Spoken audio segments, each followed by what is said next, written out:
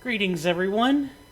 CoinStamp180 here, otherwise known as Swirling Vortex 09 on YouTube, and welcome to an Elden Ring Reforged stream. Last time, we explored a good chunk of the Weeping Peninsula.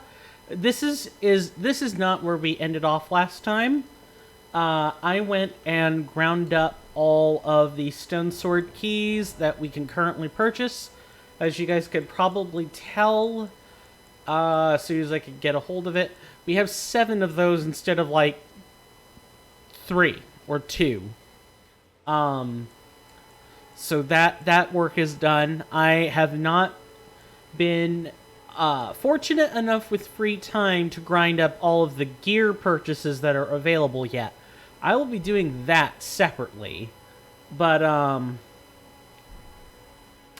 today what we're mostly going to focus on is wrapping up that small section of the western Weeping Peninsula, then making our way over to Castle Morne, finally delivering that gosh darn letter, and then after that, we're gonna go around and pretty much try to do all of the nighttime bosses, and if we've got the time, try to get some more progress on some other stuff we haven't been able to fight yet. That is more or less the plan. How is everyone doing today? I hope everyone is doing all right. I'm gonna set my phone on vibrate so I don't cause problems for today's stream. How is everyone doing? I've been doing a little bit of testing in my off time in the meantime. With the incantations, I've been testing Litany of Proper Death. It is not as bad as it might first appear. And vanilla, this spell is laughable. With maybe some small exceptions for specific situations. In Elden Ring Reforged, this is a pretty sizable amount of holy damage. It's great. And it's in a cone.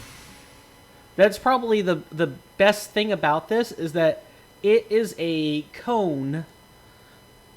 It's not a small cone either. It's a big cone.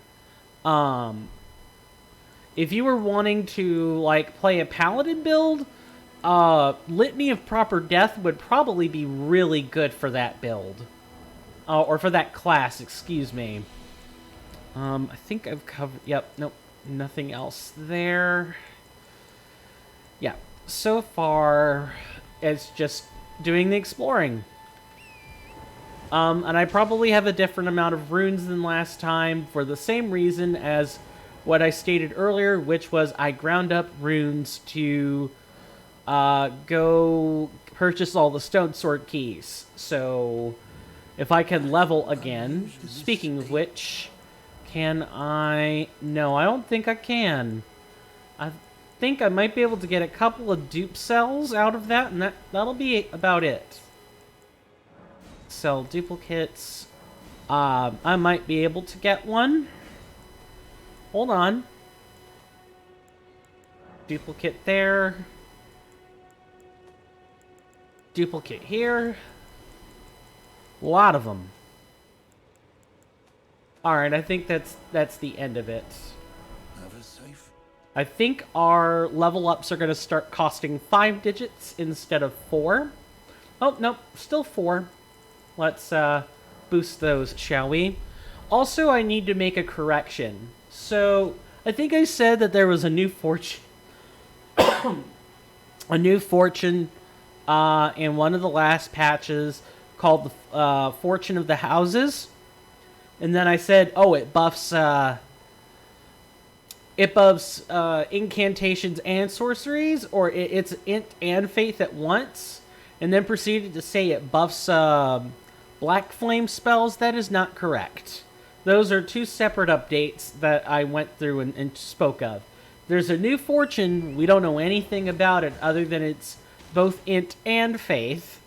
And that black flame spells, or specifically black incantations of the Black Flame School and Bestial Schools got some small buffs. That was it. That's the misconception I wanted to clear up. I do my best to try to clear them up when I know I've made them, but it does take me time to find out, oh, hey, I'm wrong. So please give me somewhere between 1 and 3 episodes, please, before people get upset, because I'm a college student who is working towards a STEM major's degree, and the stuff I learn is very complicated. There's a lot that can escape my notice, because I'm focused on drawing structures and, trying to visualize amino acids in my head. That's pretty much what I'm trying to do now, is remember all of the amino acids. Because I'm going to be expected to memorize all 20 of them. All of them. And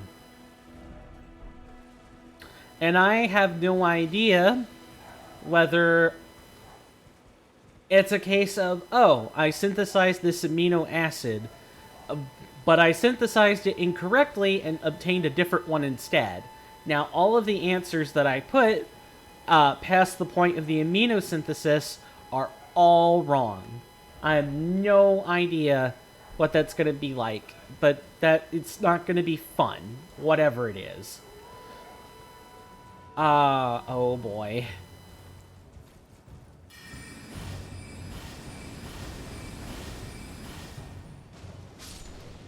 Alright, we're just going to kill that and then get out of there, and then I need to go greet my dad real quick.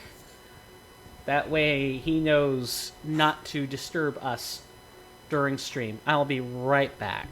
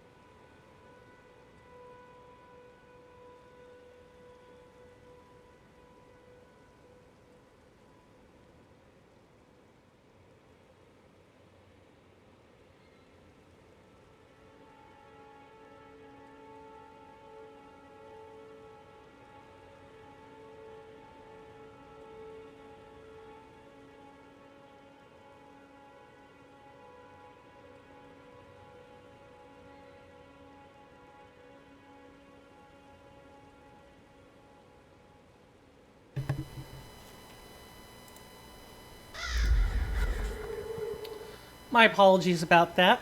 I'm back. That didn't take long, though. I'm glad that I kept it short. I asked him how his day was. He was pretty quick and nonchalant about it. Then I proceeded to give him the spiel. That usually takes me about 2 to 3 minutes. Maybe 5 minutes if I'm unlucky or something important shows up. Or longer, again, if it's important. But I do my best to try to make that stuff quick. Oh boy. Okay. That is not good. I need to be careful about that ballista. Yeah, this tower has a fully functional ballista. complete with a regiment of soldiers.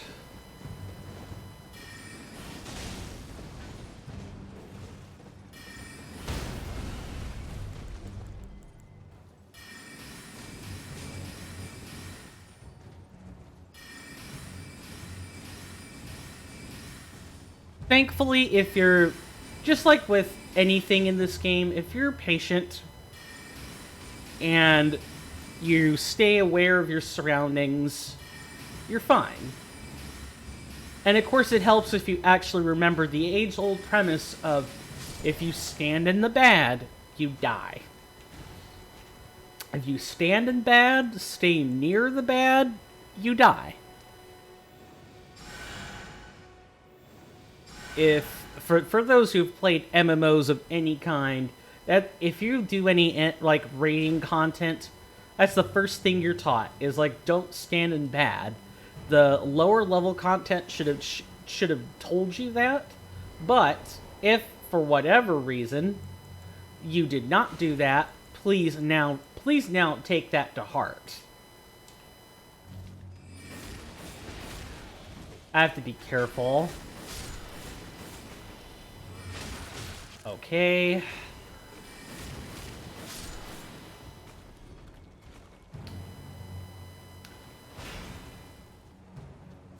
And with the ballistas, don't overthink. Maybe kind of wait to see. Sometimes you can see if those guys are firing. Sometimes you cannot. Also know that the ballistas have a fixed point that they can pivot on. So once you get outside of that, then you don't have to worry that much. This is another case of environmental awareness being extremely important. But don't get depressed or sad. You do have health for a reason. As long as you put at least something into it, or you're not doing a hitless challenge, you have nothing to fear about. You have nothing to fear about, getting grazed by the ballista. It won't kill you. Now, if you're on that cliff, well then, c'est la vie. Not much you could do there, but... Again, the best Elden Ring players are always going to be the ones that have situational awareness. No ifs, ands, or buts about that. They're always going to be the best ones. Learn from them, and you will do fine.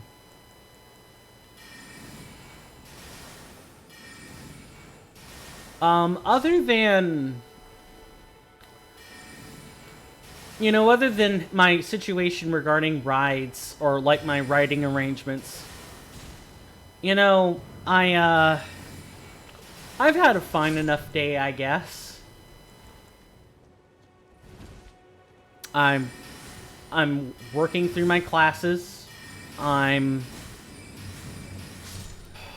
had lunch.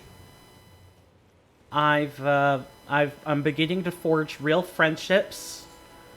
And the friendships that I forge are a little bit more straightforward than the ones that I engage with on Saturday, with a couple of notable exceptions. Relationships with your family members are always complicated. Like, yes, they can be your friends, but your friends and your family often can't really be mixed up. They can't... There's always a certain matter of familiarity that makes the relationship complicated. You're always going to be guarded with that person, even just a little bit. Whereas with a complete stranger, you can kind of let go sometimes. I know, I'm speaking through my experience again, and maybe I'm not indicating that that's how it really is. And some of it is probably, you can let go and talk to the family member about anything. But me personally, I find that I'm a bit guarded about that. I have certain things I can't discuss with family members, and of course those same things apply to strangers. That's you guys. Even though I do my best to move heaven and earth to procure good streaming equipment, or to be there when you guys want to talk, I have a certain level. Oh boy, I have a certain level of professionalism when it comes to our relationship. There's certain things I don't talk about because everyone's trying to escape from talking about them. Or, someone might hear what I have to say and recognize me in the real world, and then it's a problem. I have to balance that. Every streamer does. Some people don't care, and the results are predictable. Some people care too much, and the results are also predictable. I try to find a balance in those things, but balance is never easy. It's the seven-letter word my friends hate when they hear it. Balance. Balance is everything. Yeah, you can pick sides sometimes, but you should only pick sides when you're forced to, or when doing so would be advantageous. And not advantageous as in, oh, well, there are clearly these benefits. I'm not even going to bother to look at the other ones. I'm just going to go with what my gut tells me. If you're going to balance anything, you can't go on your gut instincts. You have to look under every leaf. You have to turn over every stone. You cannot leave anything to chance. Always try to examine benefits, except where you can't. And then, of course, yeah, all you have to rely on are your gut feelings and whatever passes for instincts, because humans don't have them.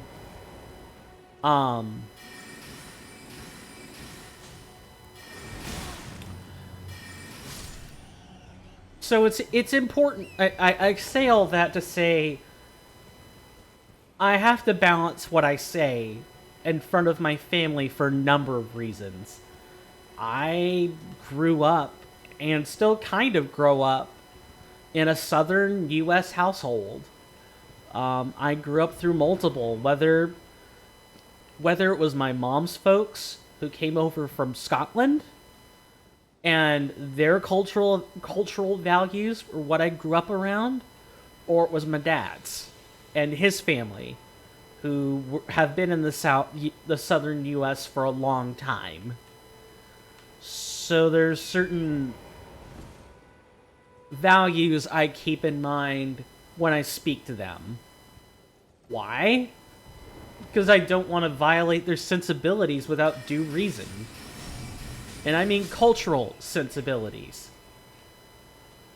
True grit and hard work is something that is deeply respected in a southern household. There's nothing you can't overcome if you with just a little bit of elbow grease. Of course, that same virtue is called not giving up and is quite literally taught everywhere else. But there's something quite... how do I word this? True Southern grit is also about accepting the results even if they're bad, which not every form of giving up avoids, or not giving up avoids. Sometimes you cut your losses. It's oh boy.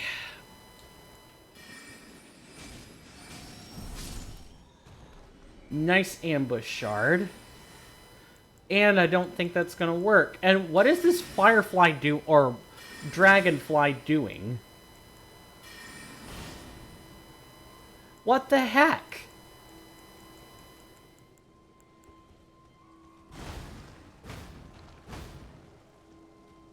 Okay. Sheesh. I guess they just kind of decided to wait and, try to get them as they pass by. True Southern grit just has one of those almost cult-like behaviors.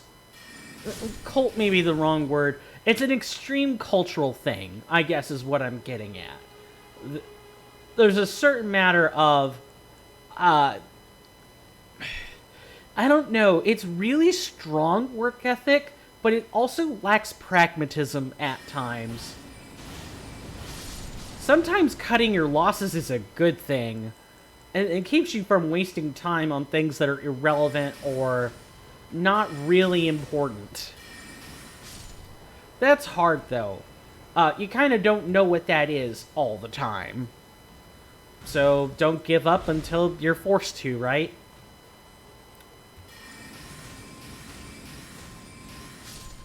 So I find that it's important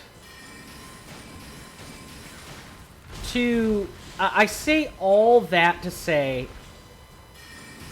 Oh, good Christ almighty. Please. I'm asking you... don't beat me. I took the belt growing up as a child, and occasionally soap. I don't want to be... I really don't want to be adding, like, octopus tentacles to that.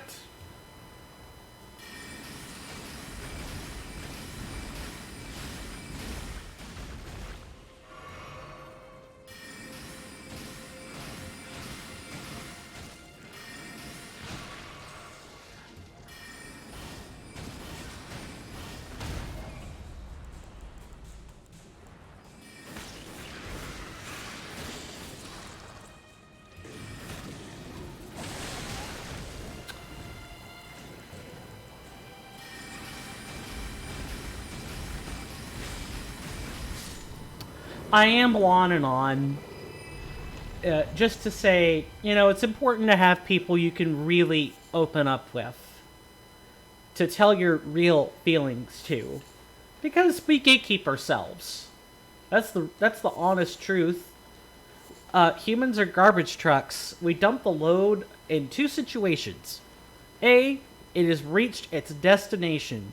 We have found the person in which to unload our emotional baggage. Or B, the garbage truck breaks down, and the garbage goes flying everywhere, and it erupts on the last possible person you could ever want it to fall on, whether that be a loved one, or a stranger, or a coworker, or a boss, or a number of other things, really. But you need someone to which you can tell the unfettered truth. Truth sets us free. It really does. But we can't always tell the unfettered truth. Sometimes it's painful. No one wants to hear it. And sometimes holding on to the truth without mentioning it at least once hurts you inside, at least a little. And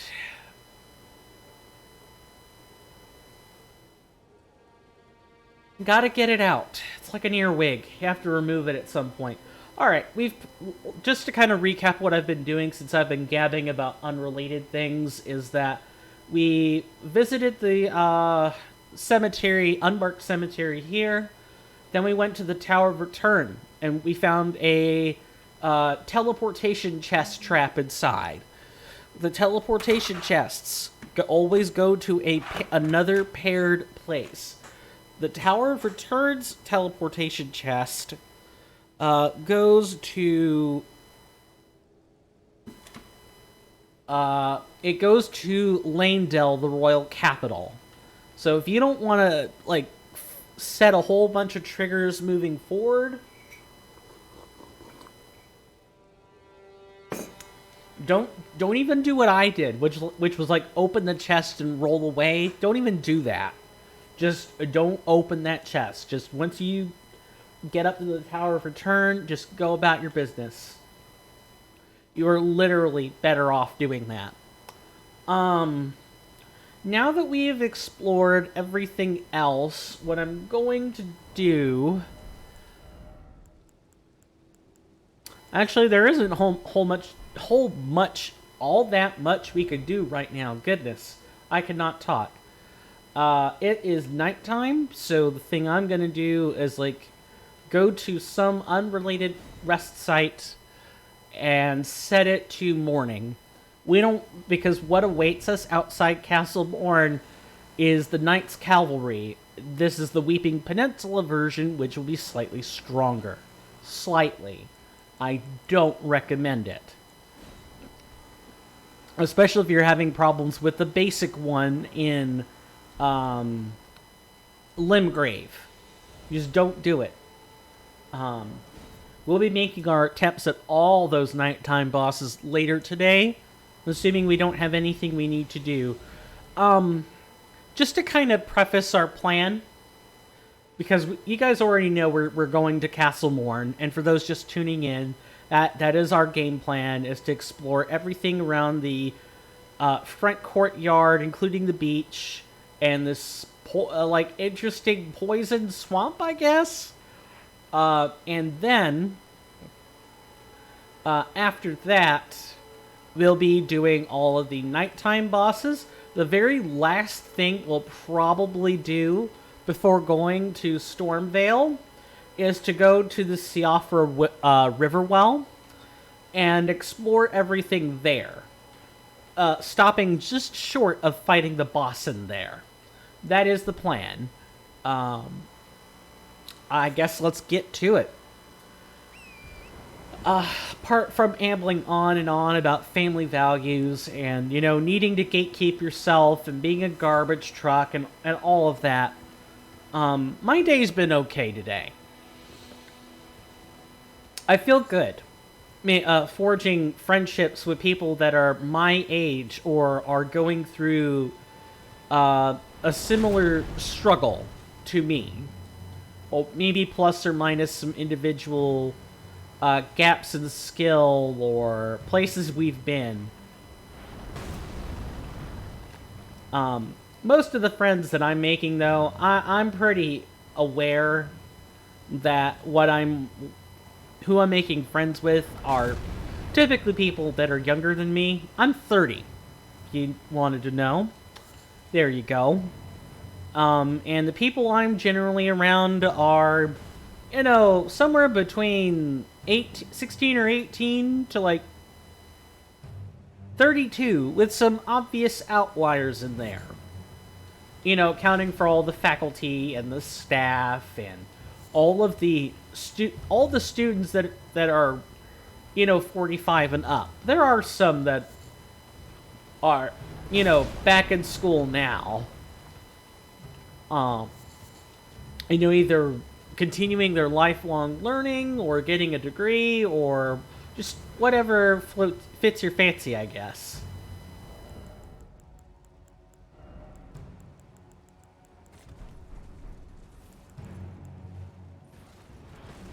So Castle Morne has a golem archer that is sitting outside, like a great bow archer. What we want to do is kindly take him out first. We cannot really do anything else, unfettered and unabashed until we do this. And what we want to do is get behind the archer. This one's even weakened.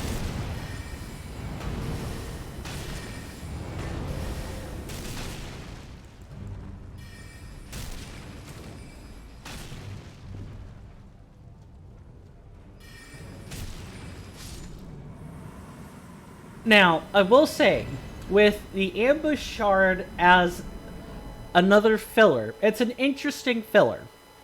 It is slower. And I believe it is slightly more expensive. This filler is 106. This filler is 96. So, because it is slower, it generates a little bit more FP on hit. If the generators fill in the exact same amount, then it's more like there's an increased time between spell casts. So it feels like it's filling up more even though it's not. One of those two things is happening. But I'm fairly sure... Well, actually, I don't know if I can really say without opening up a value editor to confirm that. Like Yapt Runebear Edition or... I think there are a couple others that are out there. I think this is the only beach that contains real items. I think the rest are like farmables.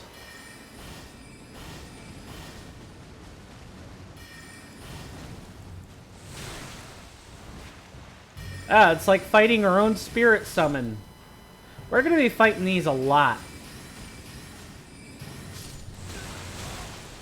And poisoned. That's okay, we have methods for this.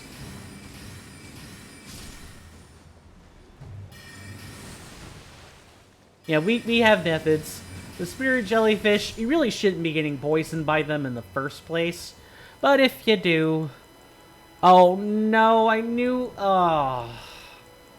Are you serious? Oh, I thought I... Ah, terrible. Terrible. Ugh, god awful. Awful. Okay, okay, enough exaggeration. It's not that bad. Just gotta keep healing. But normally we would have an incantation for that to deal with it. We aren't getting that right now. And we're about to go someplace that is already kind of filled with poison. Yeah, this green lake here is a poison swamp. Whenever you see one of these green lakes on the map, you can already dot it in as being poisoned. Oh boy. And the poison swamp here is mostly filled with undead, and I think there are a couple crabs that make their rounds through here.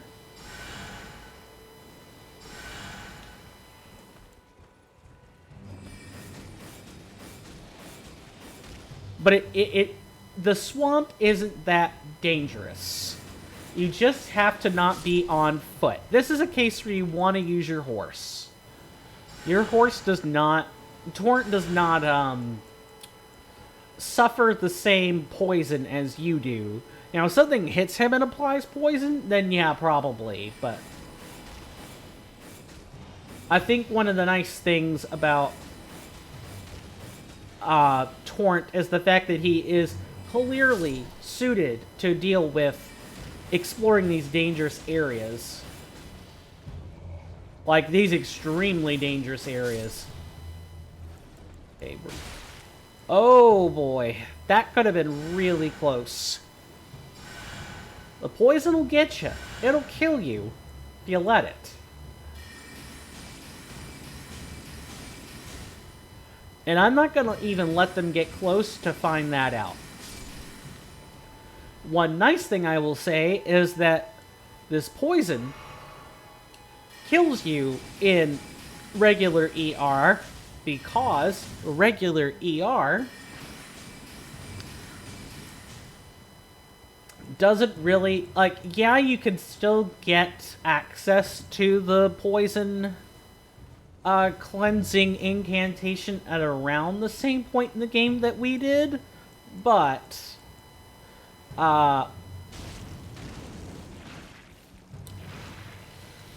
FP is in far shorter supply. By the time you even get here, assuming that you've went through and fought the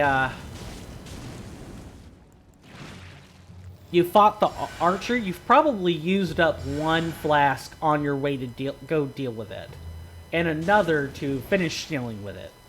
So you might be spent on resources. Okay, poison has worn off, which is a good sign. We are still currently a wizard class. Well, yeah, we are still currently a wizard class. I believe I switched back before the end of the last stream. Oh yeah, that's really nice. What's less nice is having to deal with, I spent entirely too much FP to do all that.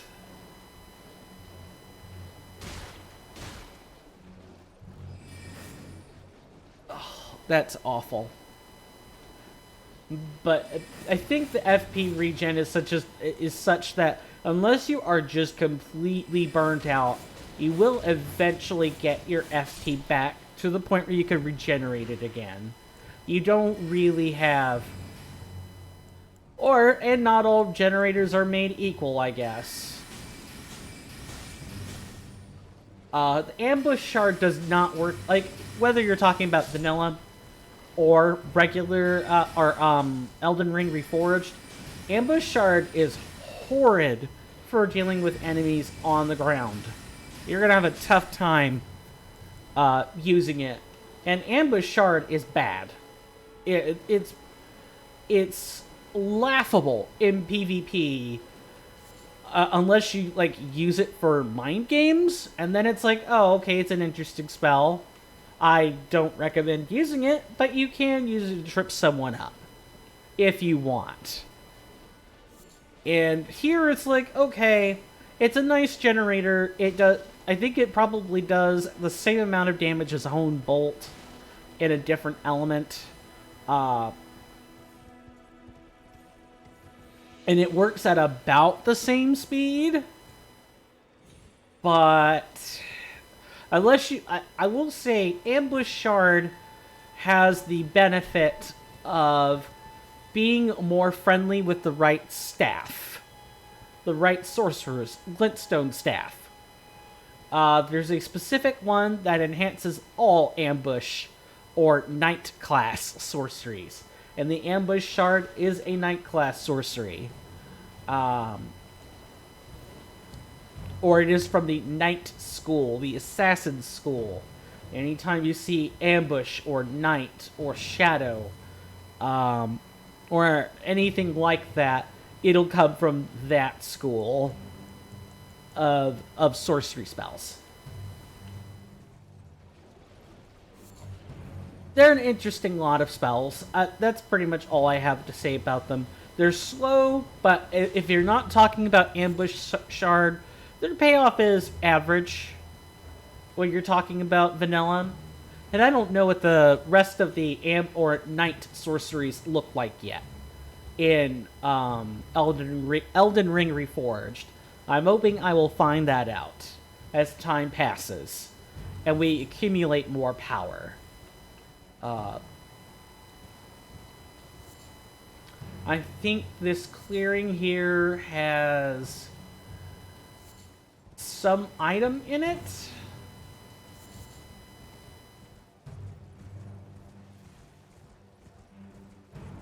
I cannot remember. It was either an item or something was invisible. One of those two things. Excuse me. I do not mean to cough that harshly.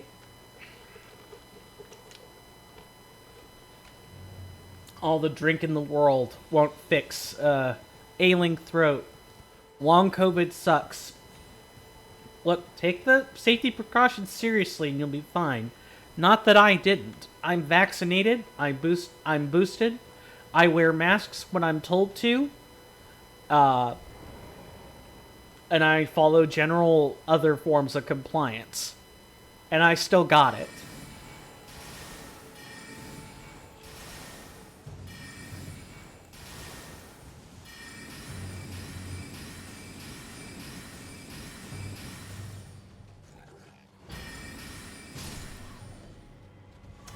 And long COVID might be for 6 months or 6 years.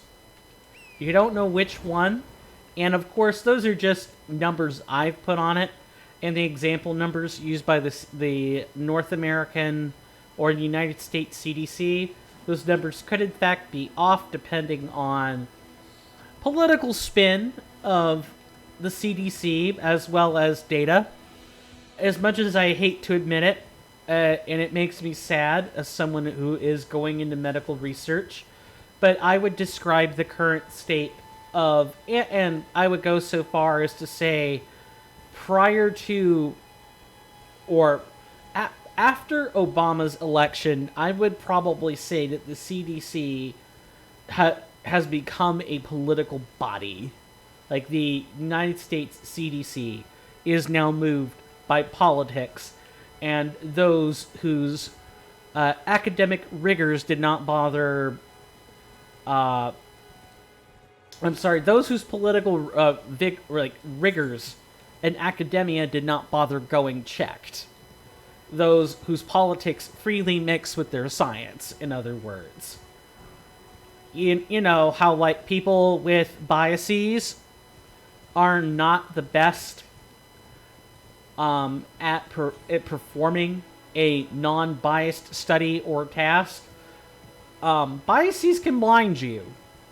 For example, you would not expect a tobacco company to tell you or show you that their products cause cancer, that cigarettes and cigars and other sorts of smokable products cause cancer. They might say, well, yes, they do, but only this much. Instead of, the notable claim by a statistician, which is basically, yeah, we know for certain that smoking leads to cancer. The p-value was basically so short of being 1, or, 1.0, that to not say that it was an absolute certainty would have almost been a thought crime in and of itself. But at that point, people were not, or I would say that statistician was probably asked. I'm going to be very careful here.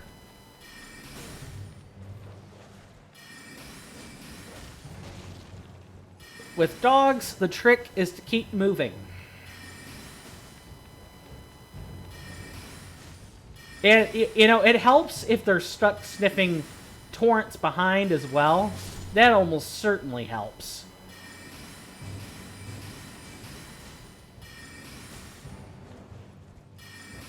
But, just keep moving. And don't get greedy with your attacks. And dogs usually go down. The small ones. There are big ones that are much nastier. And, being aggressive is practically required with them. On top of being good. But with small dogs, just be patient. Take your time. And don't get greedy and you'll be fine.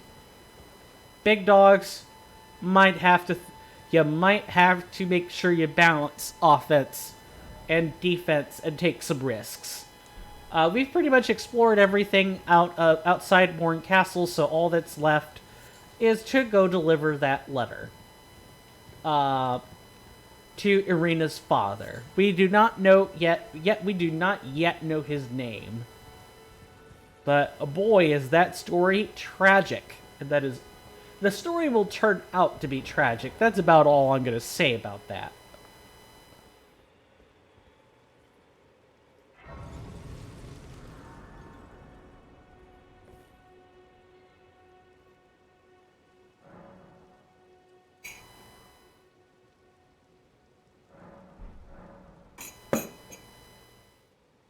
My apologies.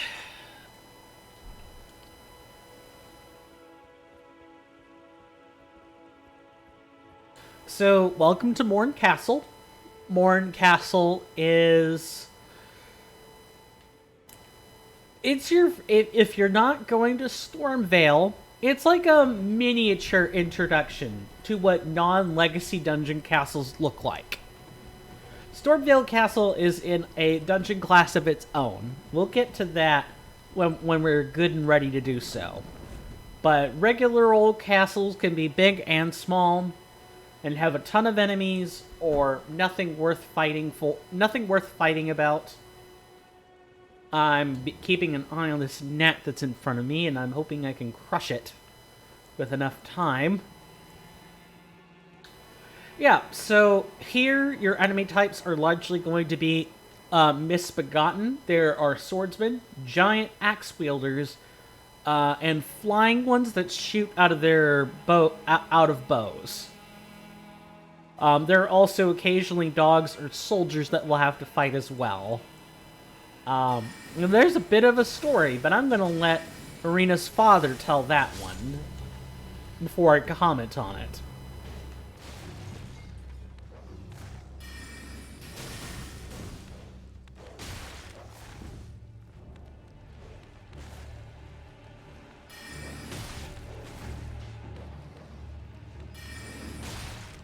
I've got to stop letting them find openings for purchase. About time to whip out the slicer. If you could get them in a stagger lock, the dogs are also a non-problem. But only if you can get them staggered. If they break free, then you're going to be left wide open. You can probably hear that real faintly if I shut up for a second.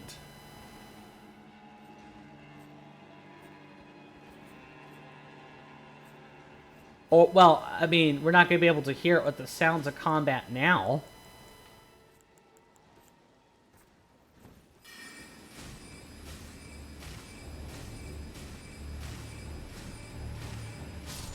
With the introduction of the ambush shard, you're not really going to have much of a problem with Great Shield users. They just stand there and kind of turtle up. They don't get that chance now. The ambush shard's just going to take them out.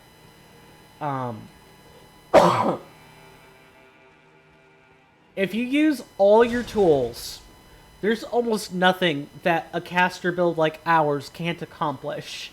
If there's ever a question about the player build or what we're aiming for, you can type in !, player build, all one word, all lowercase, and no quotations.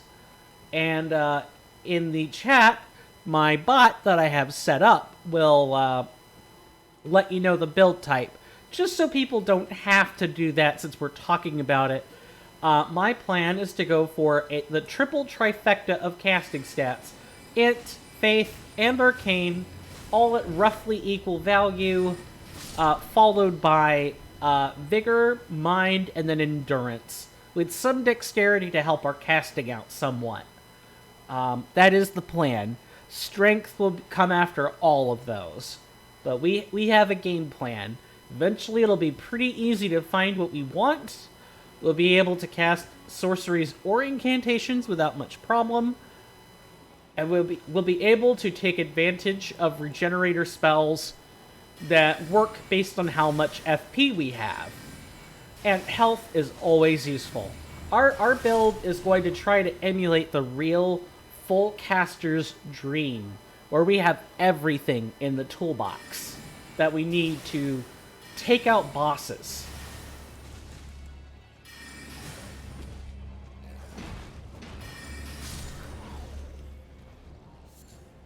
Our toolbox is not perfect. We will have to constantly shuffle it out, but we will have a toolbox that is worthy of any boss inside of this game or base Elden Ring.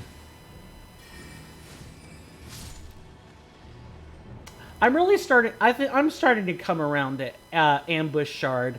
One of the other problems with it in vanilla was definitely that Ambush Shard was very slow.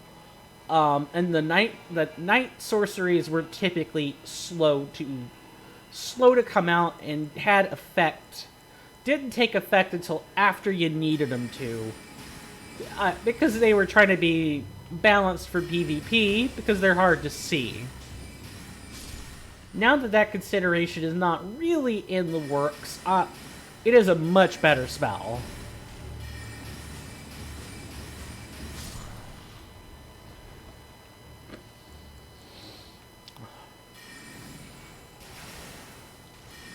I think there is also the occasional pumpkin head. But that's about it. I think I've pretty much covered all the enemy types. Really? Them flying into me was enough to deal damage to me? Wow.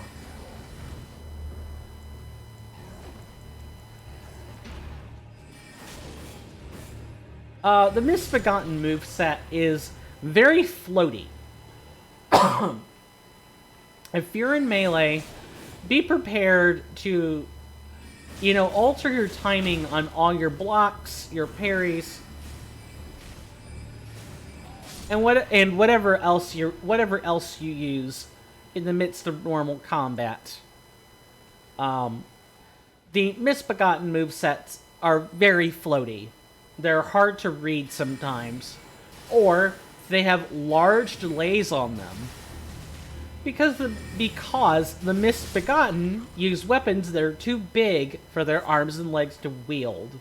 They're strong, but they're not strong enough, supposedly.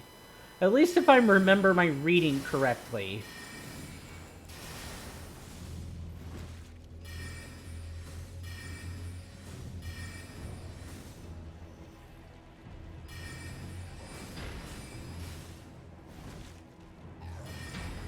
The ones that wield axes, we fought them in an earlier catacomb, so we just have to make sure we watch our positioning. And mind the fact these guys roll around a bunch.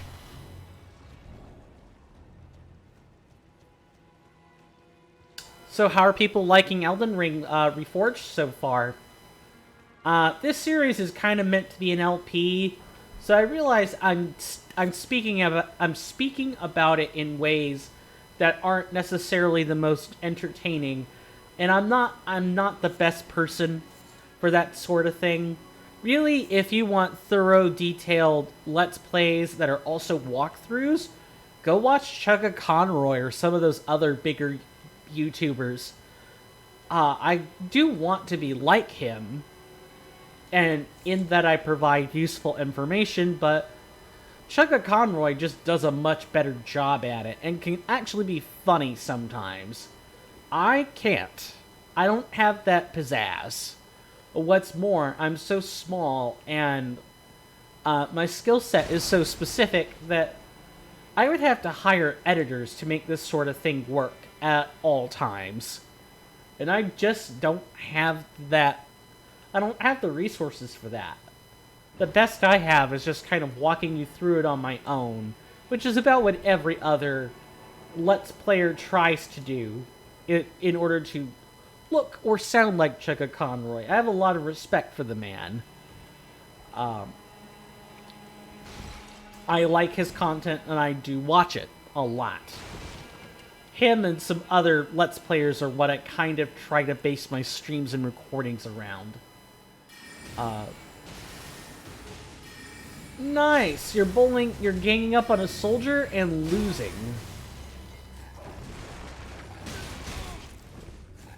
I am probably dead without a flask. Okay. Yeah, no, dead. I just couldn't do it. Couldn't do it. Yep, that was bad. That was very bad. I'm not even sure what. I knew that you could get into that space, and I know there are some things in that space that you want, but I was kind of just talking about other stuff instead of, LPing the game, which is sort of what I'm wanting to do.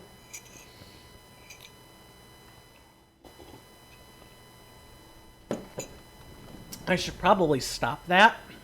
But then, just talking about, I plucked the turnip. I'm going to go to the farm and pick up 5 turnip seeds. I'm going to cast this spell and that spell at the enemy. I'm going to do this and that. That's very rote, dry, boring, stale. You gotta insert talk with if you're wanting to entertain on stream at any given point, you've got to talk about other stuff, or it's just not interesting. And LPs are fun, but even the LPs that I admire have other stuff going for them.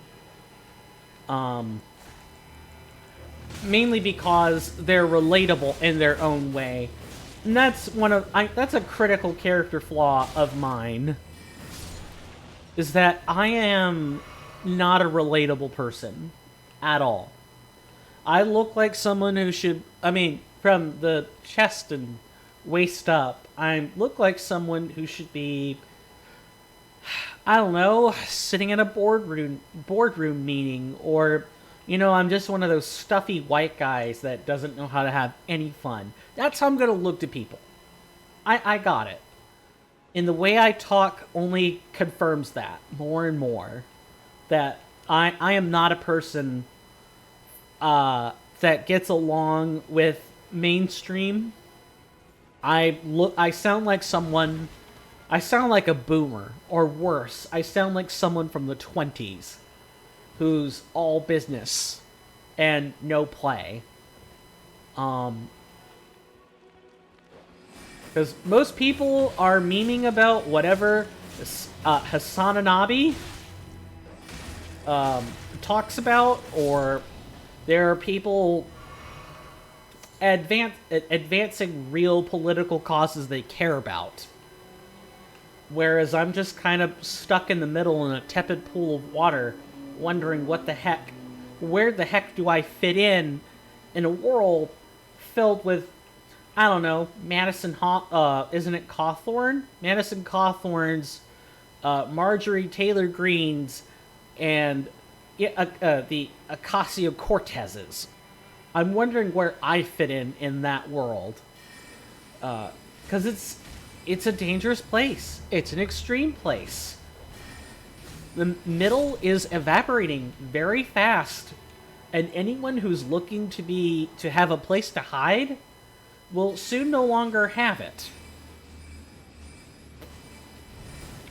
And it's not just the case of, oh, well, they're extremes. Yes, they are extremes, you're right. But you know what else? The extremes keep getting louder. And those extremes exist all over the world. It's not just the U.S., although the U.S. is where I have experience, and that's where I'm going to talk about it. Russia, even Ukraine probably fits in on those extremes at some point of the metric. Ethiopia and Tigray, or North Korea or China, they all fit in various places on either geopolitical extremes or strong geopolitical alliances. The world is probably the most dangerous place I've seen it in my 30 years of living. And I knew that the world was dangerous when North Korea was getting all the attention. I knew that nuclear weapons make the world dangerous and should never have been developed. At all. And here I am, while I'm wondering what to do about it, I am the stereotypical white content creator, not really knowing what the hell they're talking about, just talking about their own personal perspective. I'm part of the problem, and I'm perfectly aware of it, and yet, I can't help but talk about it. Because I know that's what people are going to say. They're thinking it.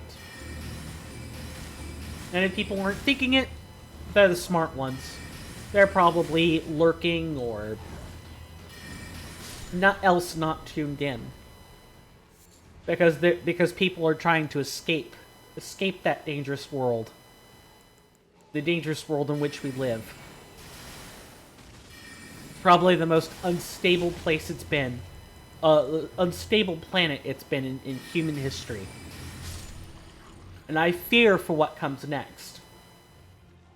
But that isn't what you guys tuned in to hear, is it? I have to be careful with that. The world is dangerous, but there's really only so much that a collection of human beings behind their screens, or even the ones that do, like, stand there and protest. Protest is becoming an increasingly ineffective means of actually changing your circumstances. I feel like we're approaching times where no matter where you are around did, when people stormed the castle begging for scraps, she said, let them have cake. As if it were the most ignoble thing in the world. And it wasn't. It's callous. It was a callous and highly selfish statement to make. I feel it coming. I feel it coming. We're not going to be able... We're returning to the times of Beowulf again, where humans cannot trust one another and will constantly be asking each other, where did you come from? Where did you come from? Hoping that there will be an honest answer, and then you'll probably be turned down before crossing whatever border it is you're trying to get past. There won't be rovers. Everyone will be part of some faction, or they'll die. It's a scary world. But again, you didn't come to hear about that. It's my natural inclination to talk about these things. Really? That reached? Get out of here with that.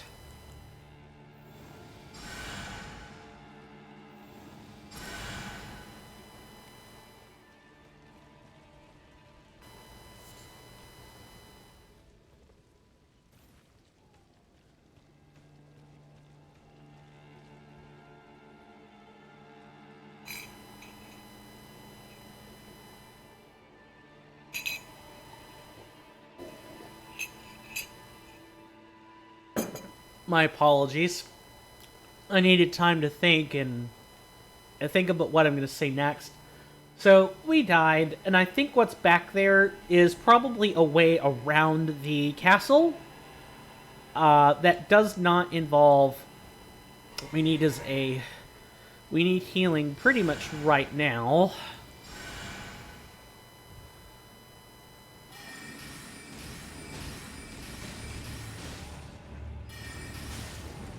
Now, these soldiers are not our friends either.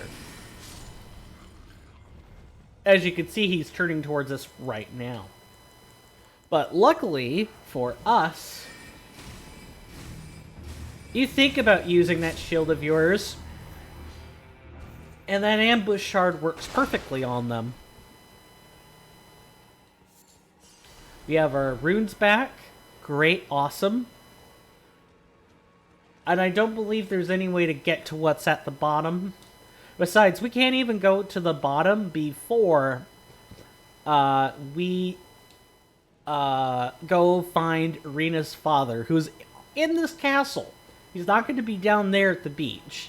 He's going to be up here. I'm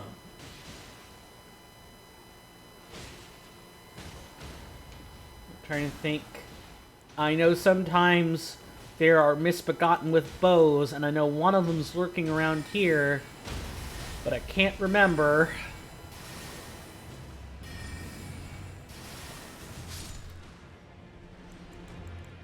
I'm surprised that misbegotten didn't turn their attention to us.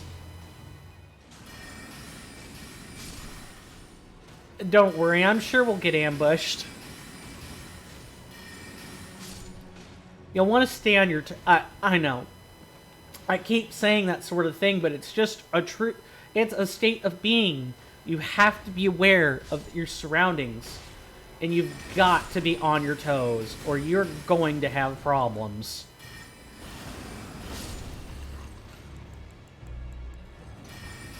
Especially with Misbegotten. Their movesets are dangerous. Even though I'm staggering them, they can still surprisingly get up and cause issues. You can't take your eye off them for a second.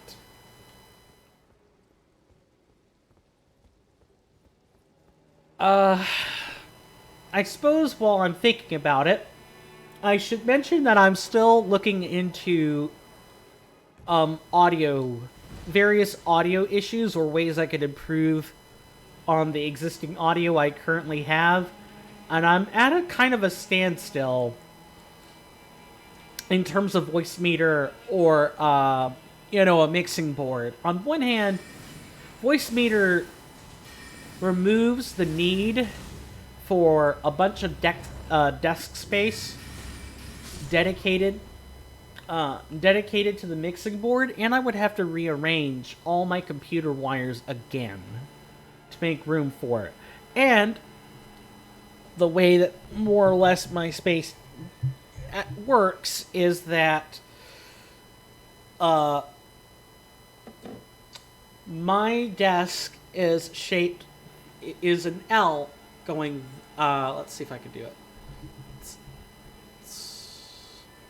basically like that. It's an L shape where the rounded part is to my right. The other arm is to my right. I'm not using most of the desk space for computers. I'm using most of that for office paperwork or office supplies, things like staplers, hole punches, pens, pencils, sometimes batteries, you name it. I use that for a whole litany of things, a whole litany of stuff. The mixing board would require that space get rearranged, or else I don't have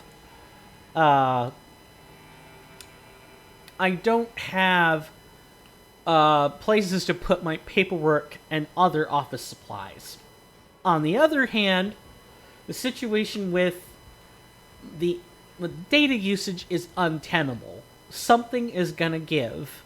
I have to figure out a means of controlling the data I use, and if I don't, then I have to get a mixing board, and I'm gonna have to go through that trifle. Those are the only two options I have. I am looking into the VBAN part of Voicemeeter, which I've configured it to be useful, but I did not necessarily configure it for all of my needs. So I'm kind of having to learn as I go on VBAN.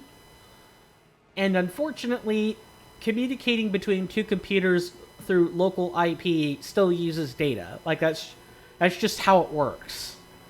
And it makes sense, because you're using IP addresses to do that. You're not using cables. If you were, you would just use a mixing board instead and circumvent the problem.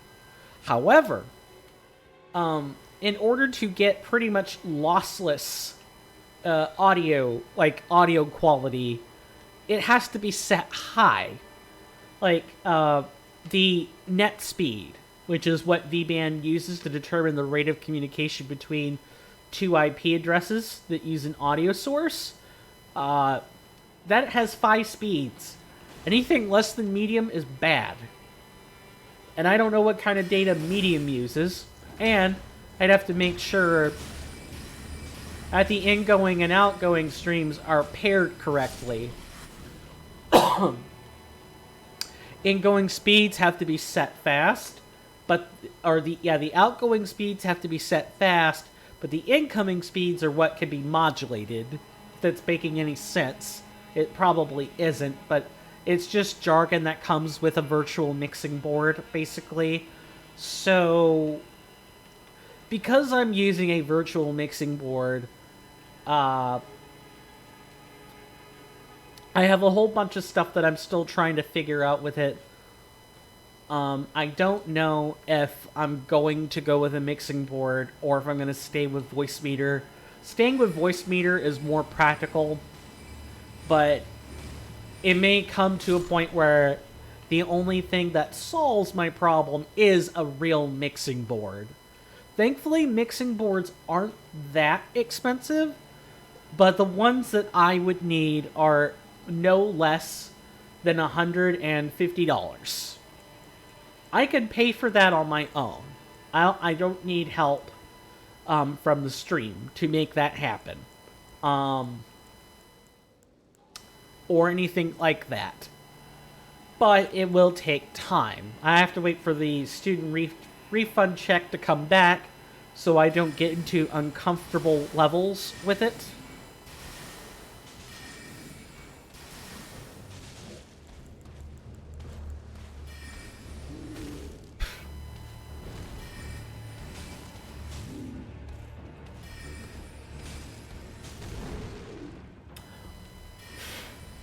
One nice thing I'll say about the ambush shard here is that, just like with fighting against warriors who use shields, as long as they can aim correctly, they can actually get behind the guard of the pumpkin head's helmets really nicely. And relatively little fuss. Just stay back and let the ambush shard do work for you.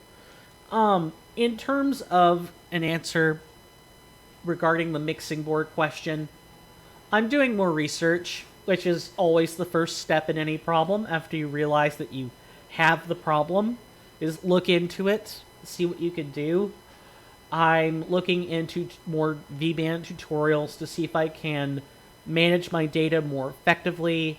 I'm looking into mixing board prices so I know the relative quality I'll need.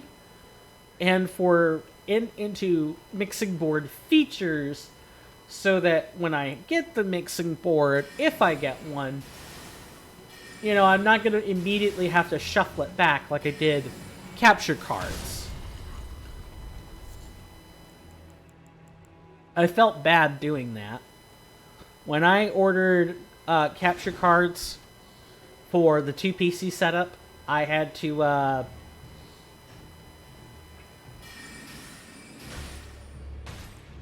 okay, we'll get you from behind then.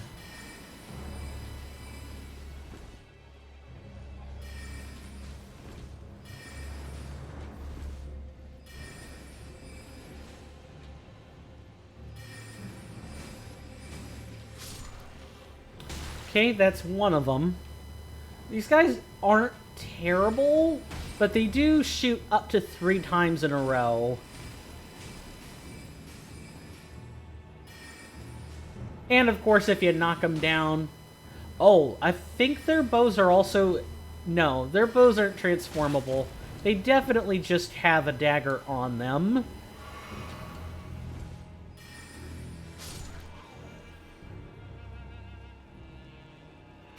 Just keep your wits about you, and you'll be fine. Yeah, without ambling on and on, I'm getting to the bottom of the issues as fast as I can. And preferably with as little stream involvement as possible, so that you guys aren't burdened with the unnecessary cost of maintaining equipment. It's one of those... yeah, donation goals are nice, but if they happen all the time, it kind of just feels like you're paying bills. You're paying someone else's stream upkeep costs, and you don't need to do that, and you're never obligated to. I'm always thankful for any level of support you guys give, including just hanging out with me, quietly having me in the background while you work, do dishes, whatever. Or if you're talking to me, that's enough for me. But more support never hurts, and I'm always thankful for the support I get.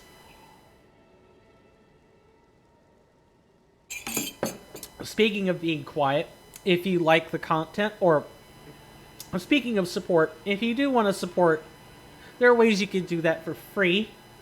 You can leave me a follow, lets me know that you like the content, and I can keep on doing it. If you want to take your support further than that,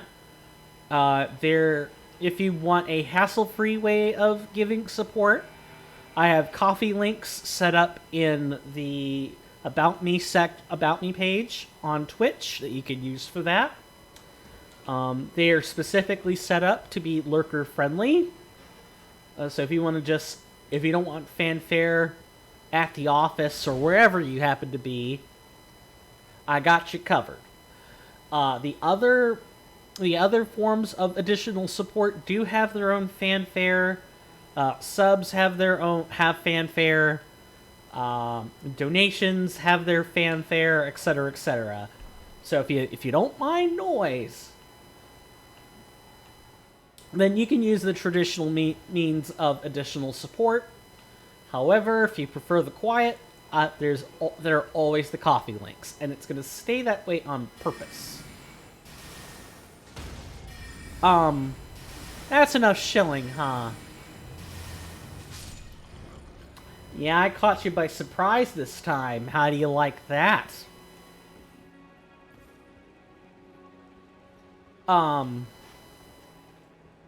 We're almost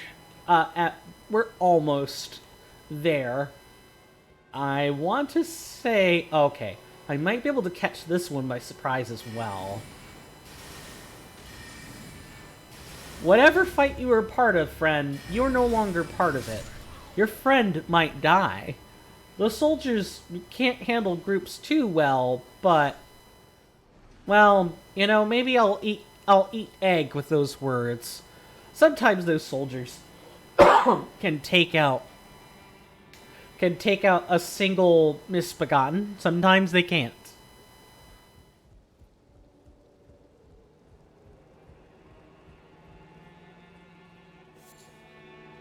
Well, well, well. Look what we have here. A sane human being. How is that gonna work? There's a face I've not seen before. I'm Edgar, warden of this castle, as ordained by Lord Godric himself. But you can see how things have turned out. The menials have all rebelled. They gave me good service, or so I thought. But it seems it was all an act. Foul creatures, as it said, and true enough, they're foul inside and out. I'm sorry to disappoint you, but whatever you come here to do, I'm afraid Castle Morne won't hold much longer. Take this, by way of apology. Oh, thanks, friend. Sacrificial twigs are good. Let's give him her letter, shall we? I see. From Irina. Thank you. I mean, you're dead, but I can't leave yet. Even if the castle should fall, as commander, I must remain to ensure the treasured sword of Morne does not fall into the wrong hands.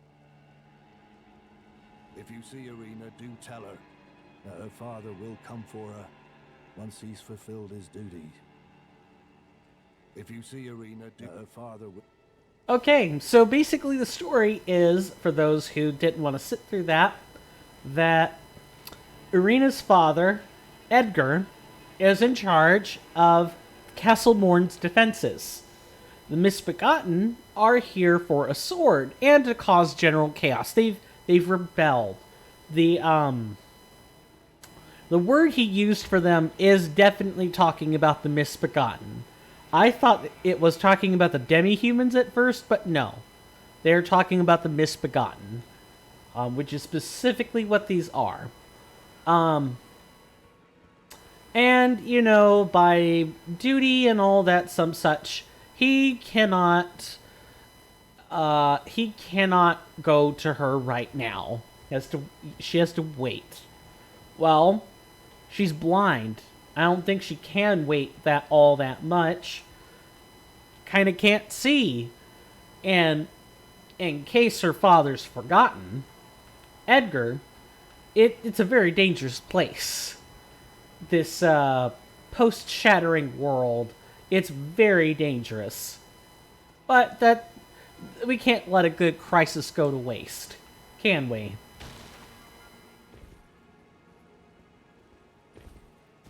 I think I've pretty much got everything out of that keep. There could be a couple things I've missed.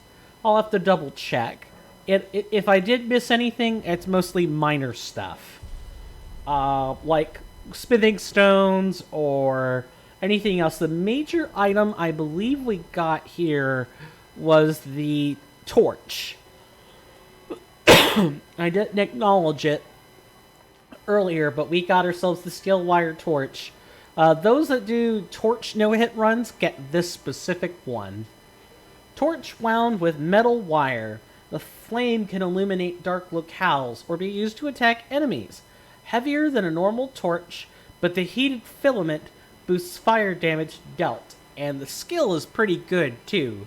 For torch, blow into torch flames, spreading flames in a wide frontward arc. The flames on the ground will continue to burn for a short time. So yeah. It pretty much leaves a patch of fire on the ground, which isn't too unfamiliar if you guys saw the burning arrows before. Those left a patch of fire on the ground at the point of impact or at the feet of the enemy. I think it uses the exact same effect too. Maybe it's custom, but um, custom effects are not quite a thing in ERR yet. You can create new spell effects, but like visuals and stuff, there's not really a good way to manipulate those yet, or make new ones. You kind of have to use special third-party tech to get to it right now. So we need to go back to the Bridge of Sacrifice.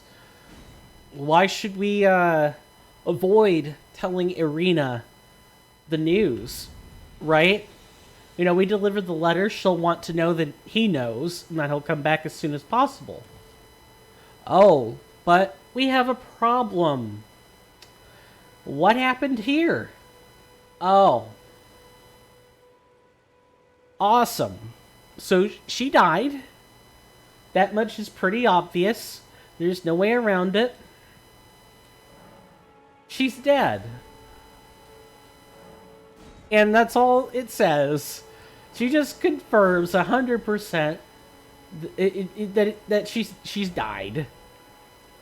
Very DED dead. Let's see, how long have we been up? I think maybe an hour and 40 something minutes? An hour and 32. I think I got our start at basically 3:40 p.m. So I'm gonna try to go for 6:40 p.m., but I may not be able to today.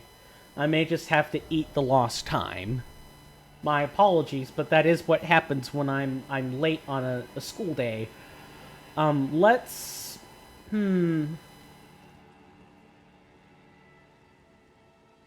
Yeah, you know, probably be a good idea to take one of these. So what's pretty much left is what's at the bottom of this bottom behind this castle. And then there's a little more with Irina's questline. She's clearly dead, and Edgar doesn't even know she's dead yet. I can't imagine his reaction is good once he sees her dead body. Oh, and you're starting to understand why I said it was tragic. But we're gonna see this through from start to finish. We're gonna go ahead and take an intermission. When I return, that's exactly what we're going to do. Go stretch, go get a drink, go get a snack. Not trying to tell you what to do, just trying to suggest things that you should do during an intermission, because I need to stretch my leggies on top of everything else. Don't want to get DVT. But, yeah. With that, I will see you guys after the 10-minute intermission. I hope you enjoy it. Take care.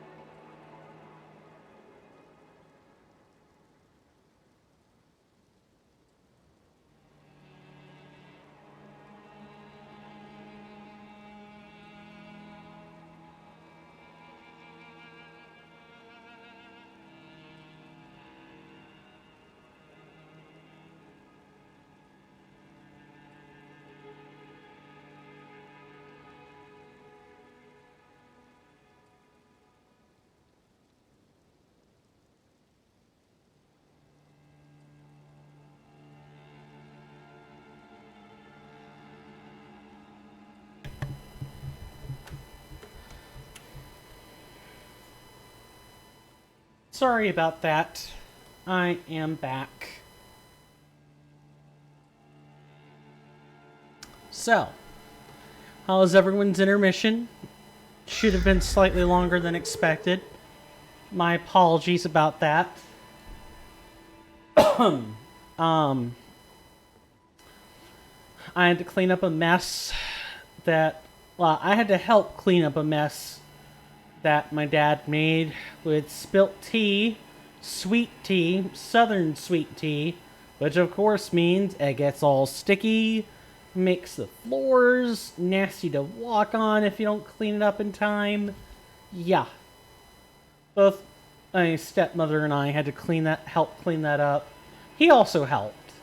Wasn't like he just sat there and watched, but you know, I happened to be out there when it happened, so I helped. Hopefully everybody got a good long chance to stretch their legs.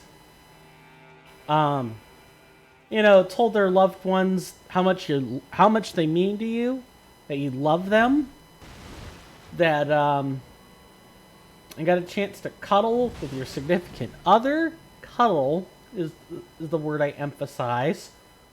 And, you know, all manner of other things, really. Really whatever you used your intermission for. Your intermission break for.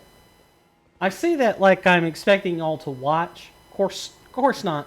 Most people are doing something else. So they're hearing rather than watching, but that's fine. I don't mind lurkers. They're more than welcome. They're more than welcome here. Oh, God. I wasn't quite ready to make that jump yet.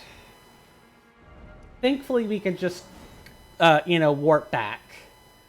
This might be a dungeon, but it's not a real dungeon. It's just a huge castle. So the backside of Castle Morne is kind of like the front half, but with far fewer enemies. This changes when you get to the coastline. You see those whitish blue blobs down there? Those are the spirit jellyfish from earlier. We fought red ones on the coastline, but they were already agitated. These ones are not agitated, meaning you could get the drop on them. At least one of them. Oh, I hate that so much. I'm gonna, like, warp back again so that, you know, I can discuss things at my own pace.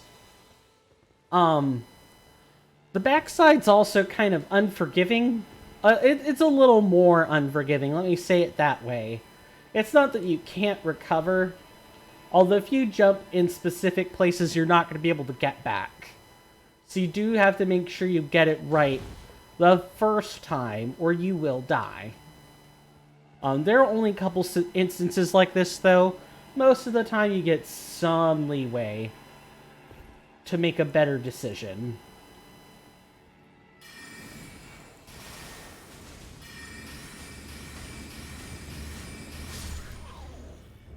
There are a few misbegotten here or there, but it's not too bad. What do you have to say, good sir? Please help me. I'm of noble blood. If those hideous mongrels eat me, I'll be forever barred. Anything but that, please. Think of the disgrace. Yep.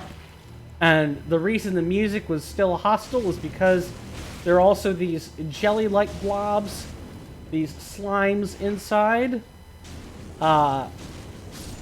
They don't start out all that threatening. Like, these ones are fairly easy, just, you know, use some fire. But, you know, if as you keep going along in Elden Ring, you do end up dealing with ones that can bleed you dry, or maybe not even just bleed you dry, but also inflict other nasty statuses on you. You do not want that, I promise. Just take your time. Just take your time and you'll be fine.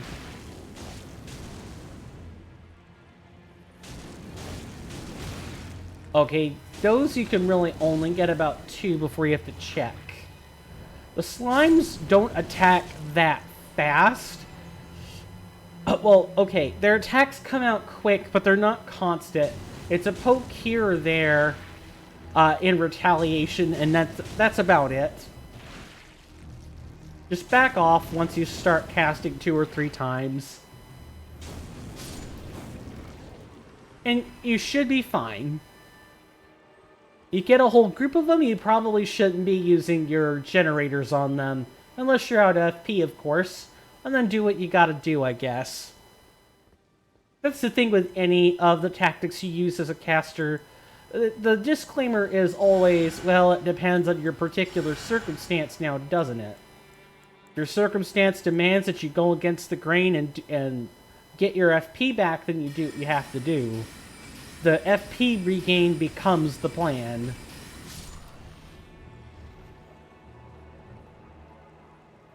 Okay, over here, I don't think there's anything of particular importance.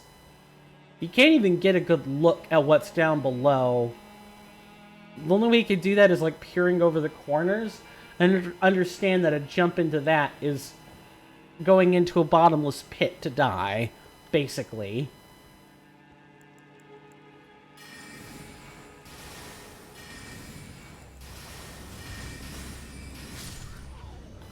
If you could get the upper hand on them, dealing with the Misbegotten is not so bad. It's when they catch you. Really? That lunge still reached? I guess I learned something new every day.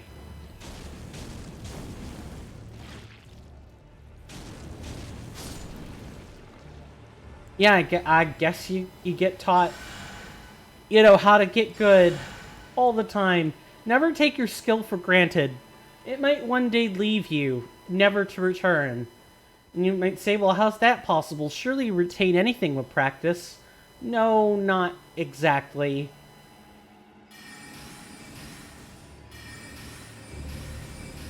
You can always lose your working memory or become an amnesiac in some way. What do you do then? Your skill actually did leave you, along with the active parts of your brain responsible for your identity. How do you deal with that? The answer is you probably don't. And you hope not to get your memory back. Or you hope to get your memory back, but you can't remember what you've forgotten since you're an amnesiac, so how does that work? You develop a separate life and hope that you're not robbed of your new one when you simultaneously get the old one back. Amnesia is very complicated. Is probably what I should say and leave it at that. Amnesia is very complicated. It's a struggle that I would probably not wish on anyone, not even my worst enemy. Well, I don't know. My worst enemy and the world's worst enemy are 2 different things. I think just about everyone wishes that Adolf Hitler had amnesia and forgot who he was. Maybe he stopped himself midway. Everyone probably wishes that of a few people, but forgetting yourself is a difficult thing to reconcile with. And here I am gabbing about things I don't know about. Not really. I know what I've been told. I used to raid with someone who had amnesia, or partial amnesia. They couldn't remember certain things about themselves. And at the time, I didn't really understand. He was always such a gentle guy. He tolerated my endless whys. He knew I wasn't a full adult yet, and that I was more a neurotypical in behavior than I am now. So he kind of put up with it for me. He didn't have to, and I appreciate it. I forget what he played as, though. If I could remember, I'd be able to tell you, but for now, I'll just simply have to remember him as the man who behind the screen had amnesia and leave it at that. I want to say there's a... Yeah, there is. There's a scarab down there. along with a couple of items. You pretty much don't have to worry about this side. It's death. So just drop down where you see a nice patch of land.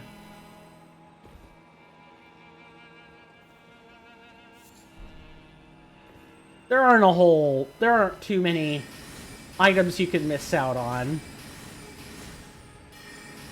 There may be a couple in a nook or a cranny here or there. But it's... You can definitely live without the items in Castle Morne. Unless you're doing a challenge run, and in which case, you know, God help you and good luck. I hope you don't miss what you're looking for. If you really need it. But most of the things in Castle Morne can be forgotten. The most you'd really want is the quest line. More than anything else. And even then, it's sad. It's very sad. But it can be forgettable. It certainly is not the greatest piece of writing that's out there. And you're told so little about it, too. All you have to go on are items and scraps and whatever the NPCs have to say.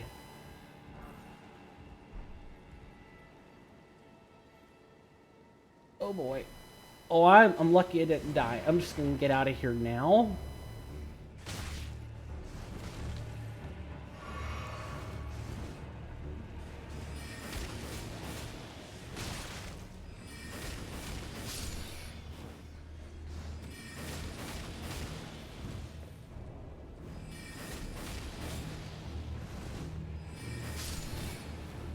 One nice thing about Carrion Slicer, it's got some deceptive width to it. It's actually got some pretty decent range for the speed it has. And it has a surprising amount of stagger for the speed it has. If you're in a situation, you could do worse than using Carrion Slicer. It could definitely do worse. It can get you out in a bad situation in a pinch.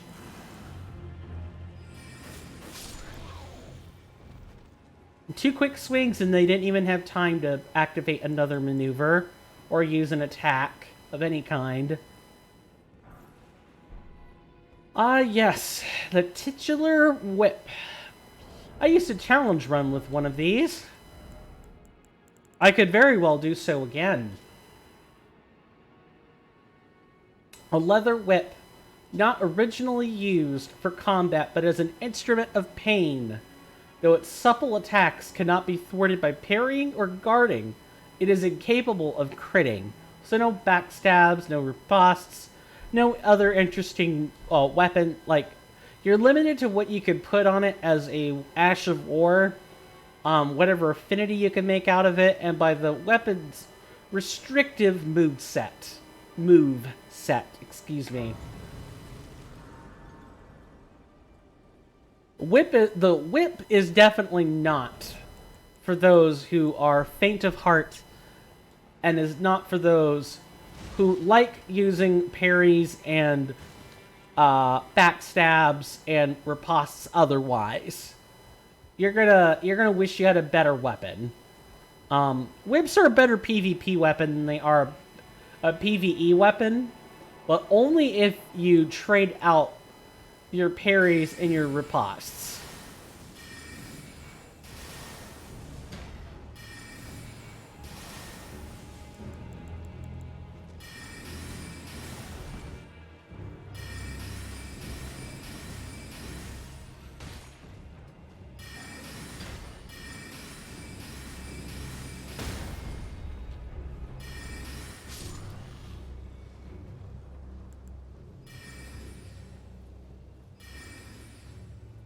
Okay, you want to back off? That's fine with me.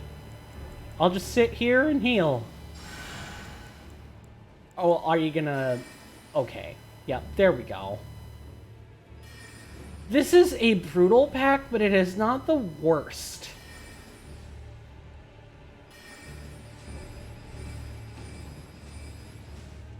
Yeah, it's bad, but it's not the worst. Honestly, the worst is when you're on this bridge. and you have to deal with both of them at once. Just keep your calm. Panicking in Elden Ring is almost a surefire way to die. Don't do it. I should say don't do it. You gotta learn how to manage your emotions when you're panicking. And understand that panicking in Elden Ring does you little good. Yeah, it does you little good. You just end up flubbing it or making a mistake. Some people work better when they're in a panic. To those people, I say, you can only stay in a state of panic for so long when it comes to Elden Ring. Being panicked is like an exhausting state of being. I'm fairly sure a big crab should show up. There we go.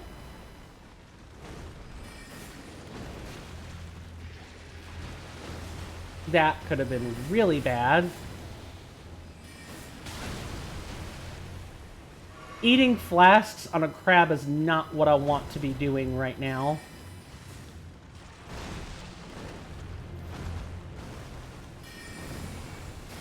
But it happened. I picked the fight. And crabs aren't going to really let you leave it be either.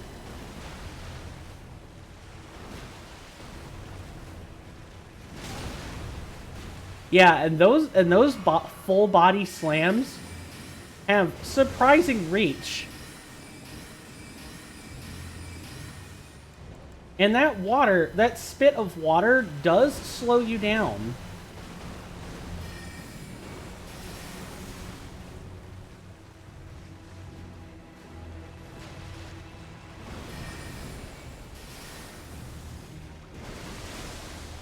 Best times to attack are after the body slams and after the water has been spat out.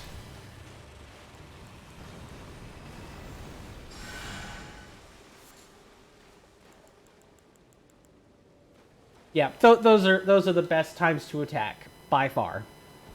And then barring that, I suppose you can also attack any time it whiffs on an attack, but the crabs have such big bodies, it's kind of hard to tell when they're going to whiff. You have to know they're going to whiff. Now, of course, if you've played Dark Souls 3, like I have, you know when they're going to whiff. There's hardly anything they can do that would be a surprise. And you're used to punishing those windows. Crabs are one of the recycled enemies that FromSoft likes to use a lot. The lobsters are like the new crabs. Before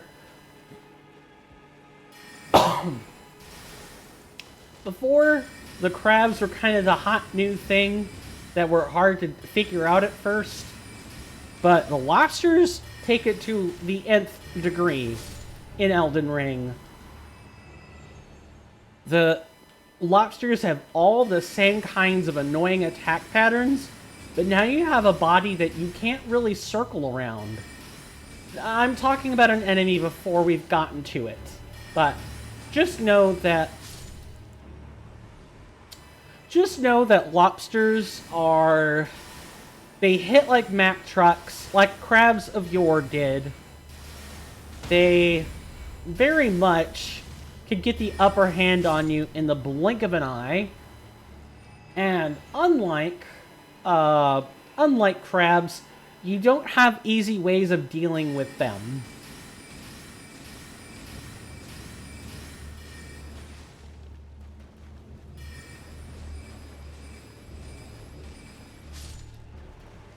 You are definitely going to be struggle busing it with lobsters.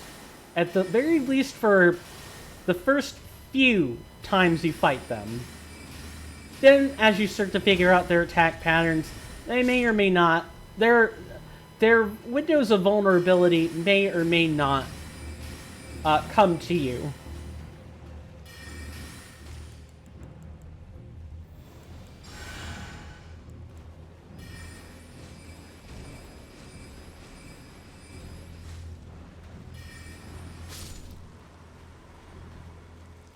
Alright. Nope, there's 2 more. And I think there's an item back here. Kind of want to start limiting what kinds of spells we use in preparation.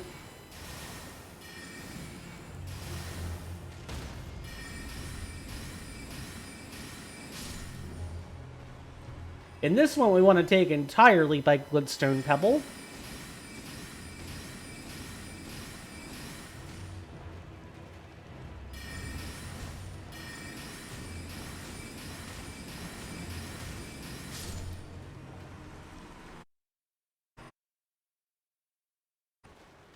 So, and as we, the boss here is going to be a difficult thing to get a hold of, whether or not you use spirit summons. I'm going to, because it can be hard without it. But even if you're not using spirit summons, you're going to have a tough time with this boss. Now, this boss, I will not mention its name yet. I want it to be a treat.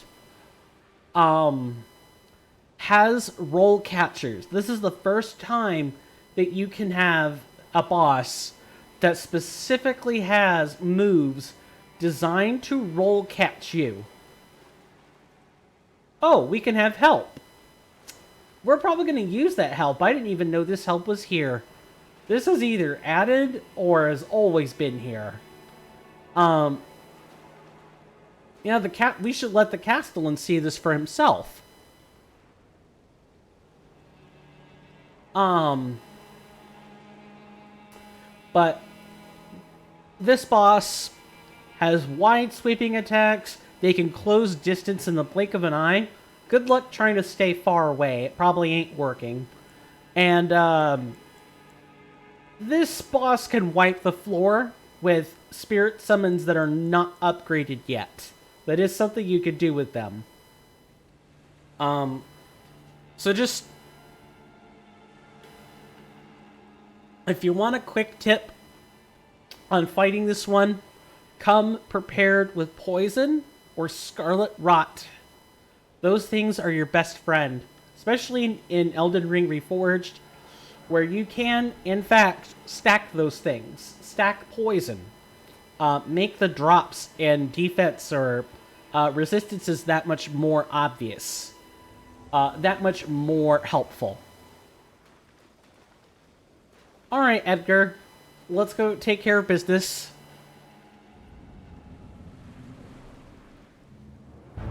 Yep, here's the Leonine Misbegotten, and I'll see you on the other side.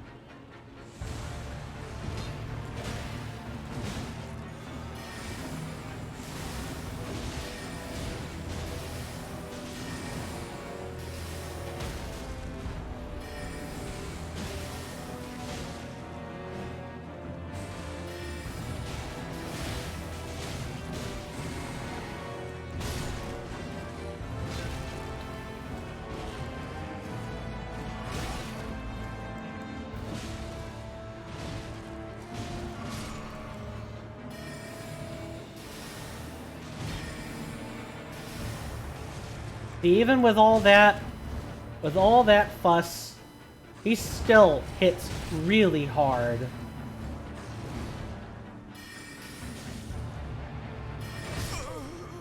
and can take you out with the blink of an eye. Even with help, he was hard. Of course, we also don't exactly hit like the hardest things in the world, and we came through here without having all of our flasks. So maybe we would have a better time if we just kind of, skip all the riffraff, which we can do. We can definitely do. The best part is as long as we don't even get feisty, we will definitely have access to all of our help. And there was a bug that has since been fixed where NPC summons would go through and just walk through the wall. I think that's been fixed now. I think it's been as of the latest 4.41 patch for Elden Ring Reforged. We're going to use these wolves. Oh, that's not good.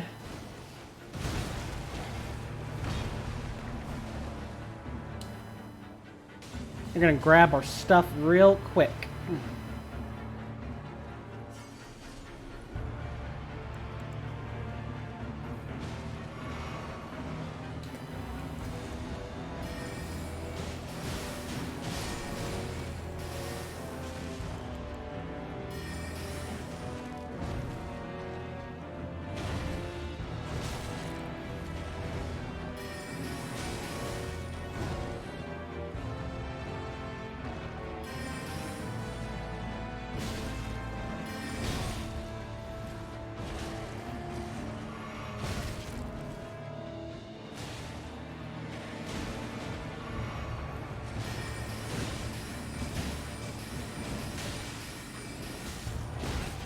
Oh yeah, that's really dangerous.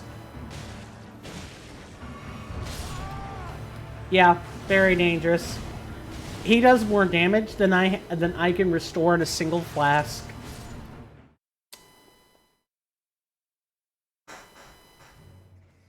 You may get stuck on the Leonin Misbegotten. We may not even get to finish. We have around 30 to 40 minutes to try to quickly mop the floor with him, and that is as it is turning out to be. It is not an easy experience.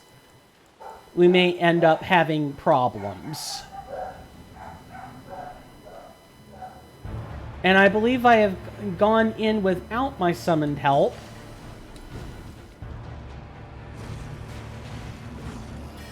We'll try, though. I'm not gonna throw it.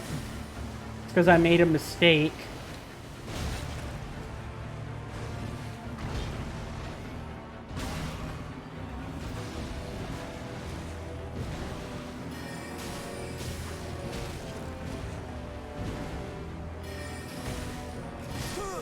Okay, so interesting. If you roll behind him when he slams the heft of the sword into the ground, he will sometimes, if he doesn't jump again, for whatever reason, then he will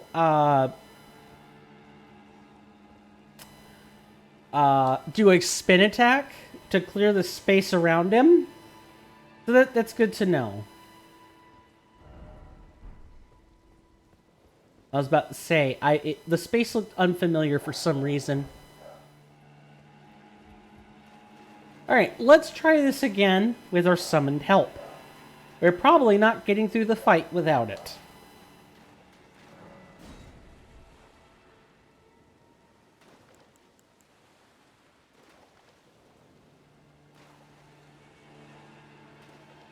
We're hitting a lot of walls already. This is to be expected. We don't have a whole bunch of spells to choose from yet. We don't have statuses that make the fight easier for us.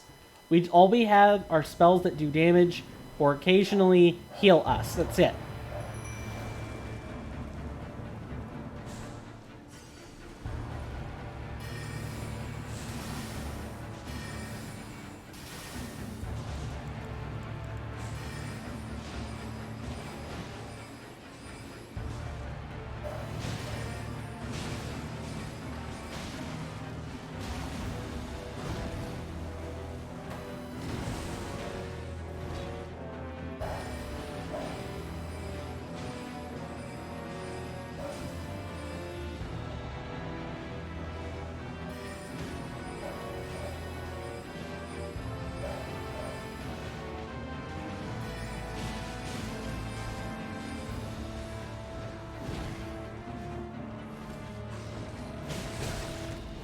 Yep, that was one of the roll catches we talked about.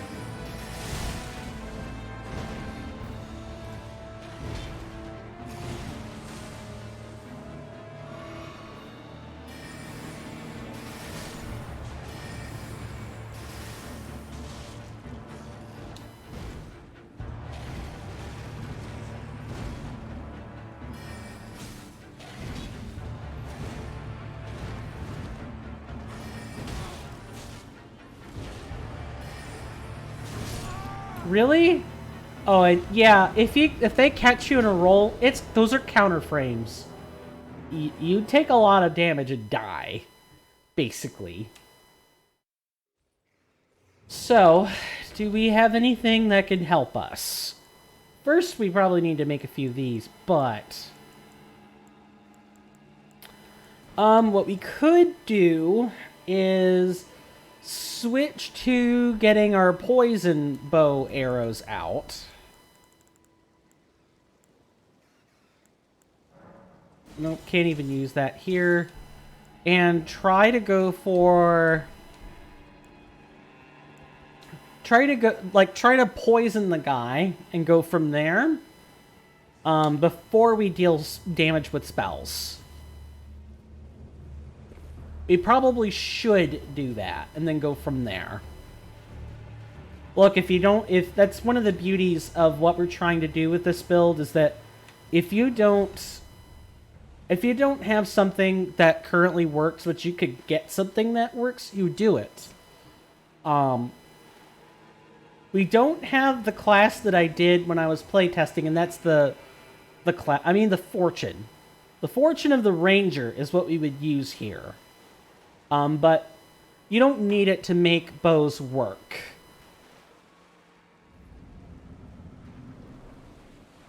We'll just have to wait for the guy to close in.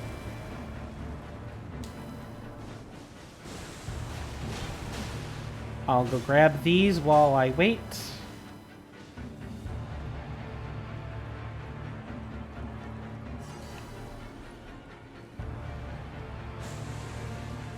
Spirit Jelly, you are not going to be useful in that position.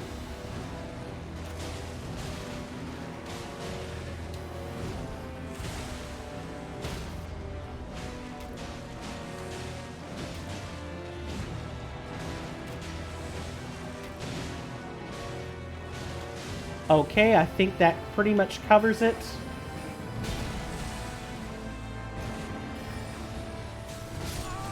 And there's the roll catch. Unfortunate. One of the downsides of archery builds is that you do lose out on arrows. You do lose out on them. If you don't pay attention, you're just going to end up wasting resources. Now, do I have... Yeah, okay, I've got some in storage. So we can continue to use the strategy for a while. should we need it. I'm probably not going to be gabbing at you a whole bunch, which may please some people that are currently watching, and it may absolutely anger others. Again, I can only say so much about the boss fight before I just have to, shut up and do it. And it's hard to make dying over and over again entertaining. And no, a counter is not immediately the most apparent useful thing you can do to make it entertaining. Sorry to say.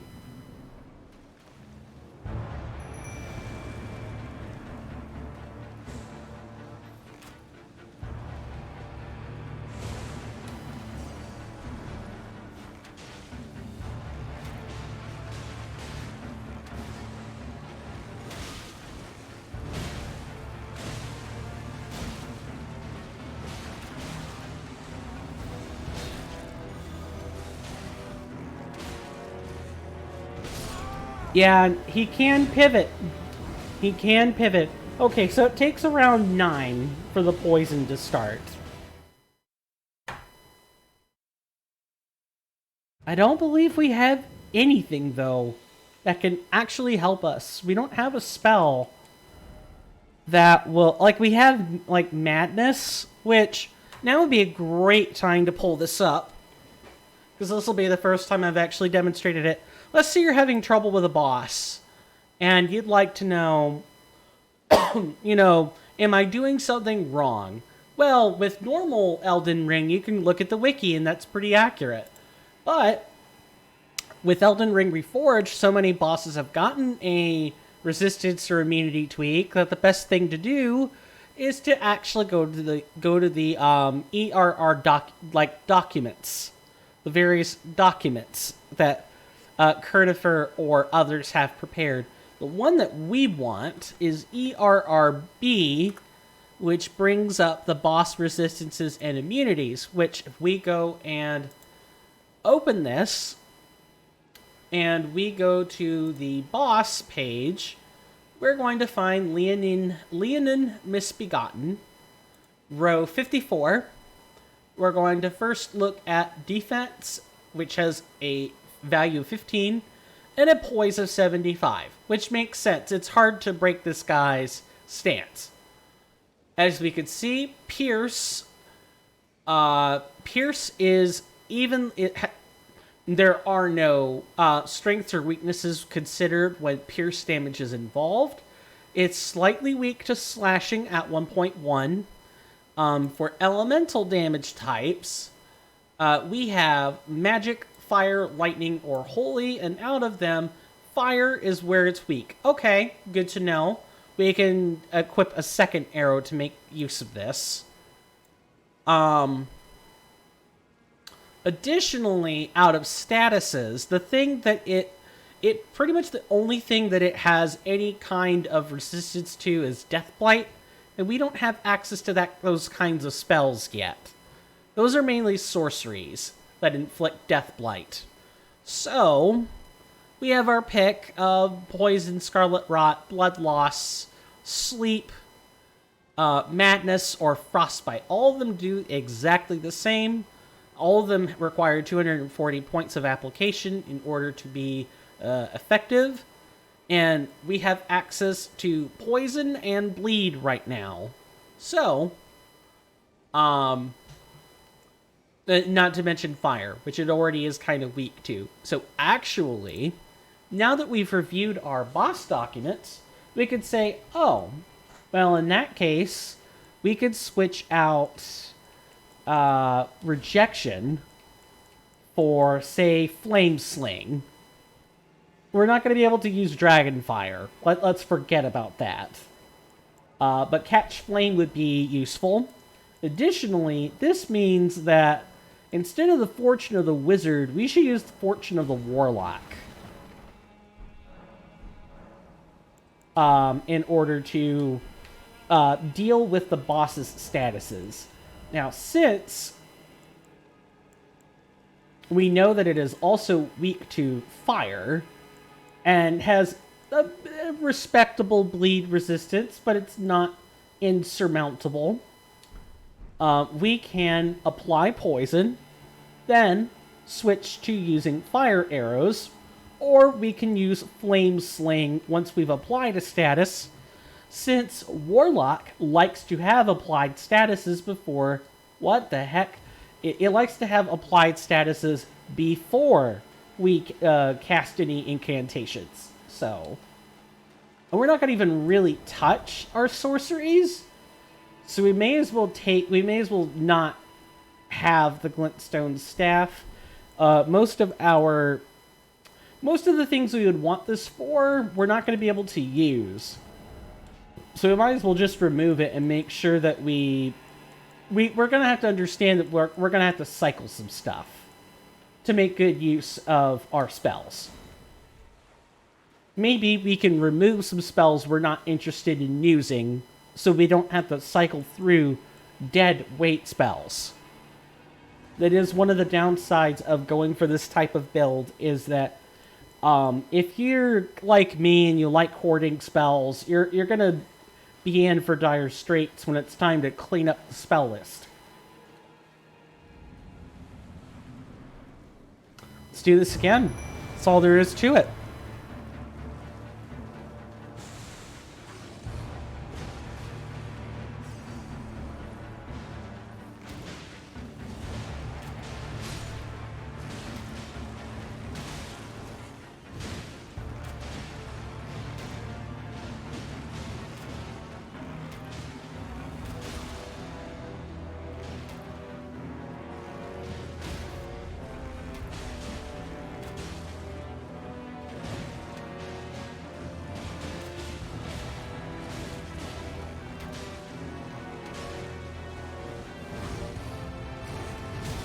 Roll catch.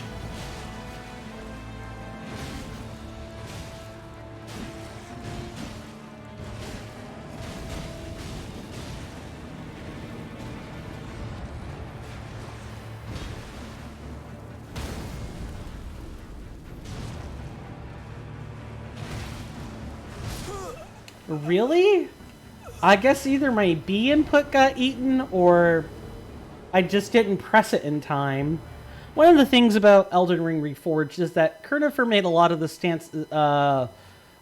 of the animations go by a lot faster. Even things like being staggered or stunned or what have you.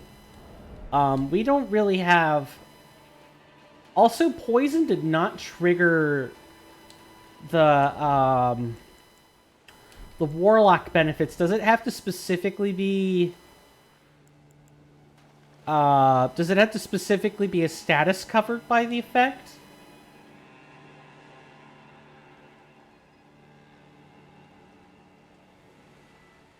Maybe I have to have an incantation or like a seal equipped to use it.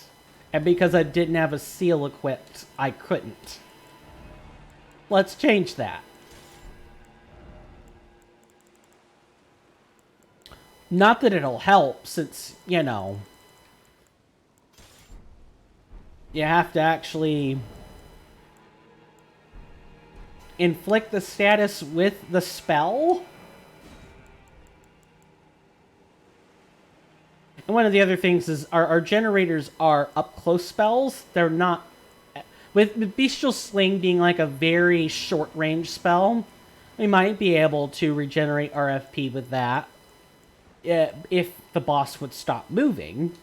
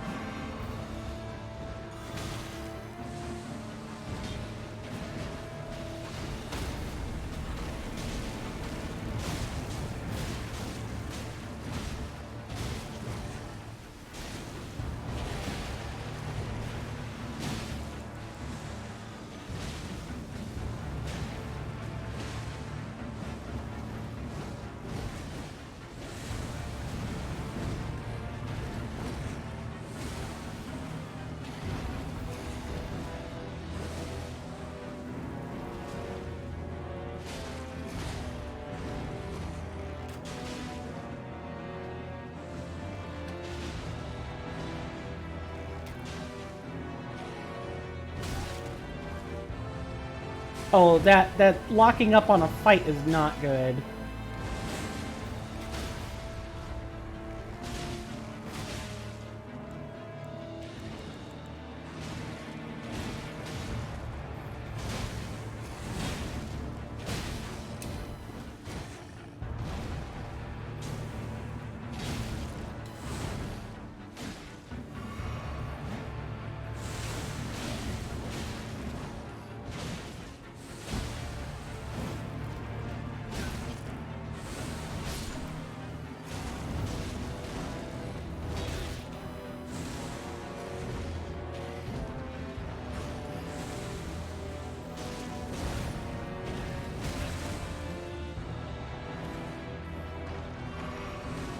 All we have to do is wait for time to outlast you, Sir Misbegotten.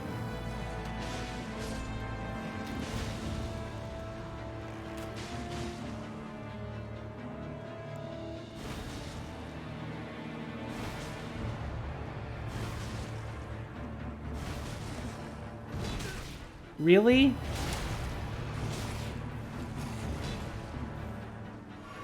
Those are nasty roll catches. You're guaranteed getting it twice.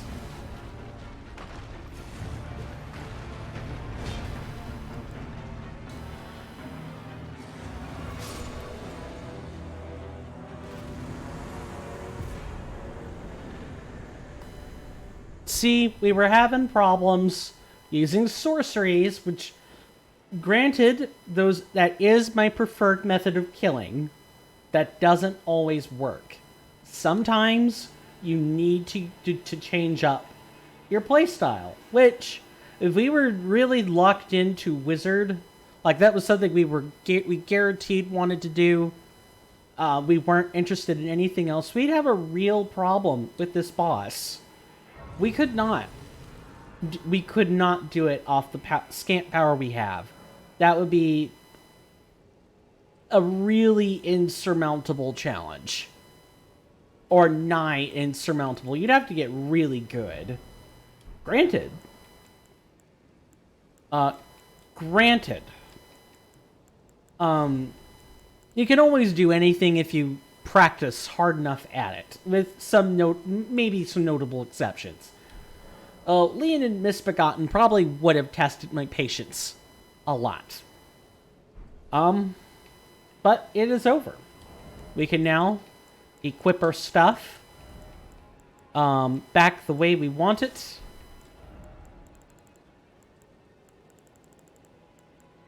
And we can go see this quest line to its perhaps rightful conclusion. What say you, huh?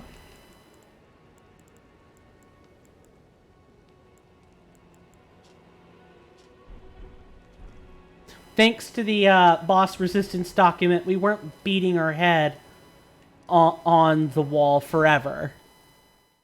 We will have to make it up to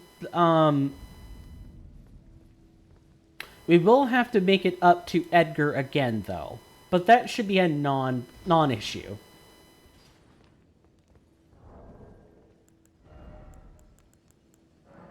I believe we can level up off this by pumping in 900, which is basically the equivalent of 5 of these.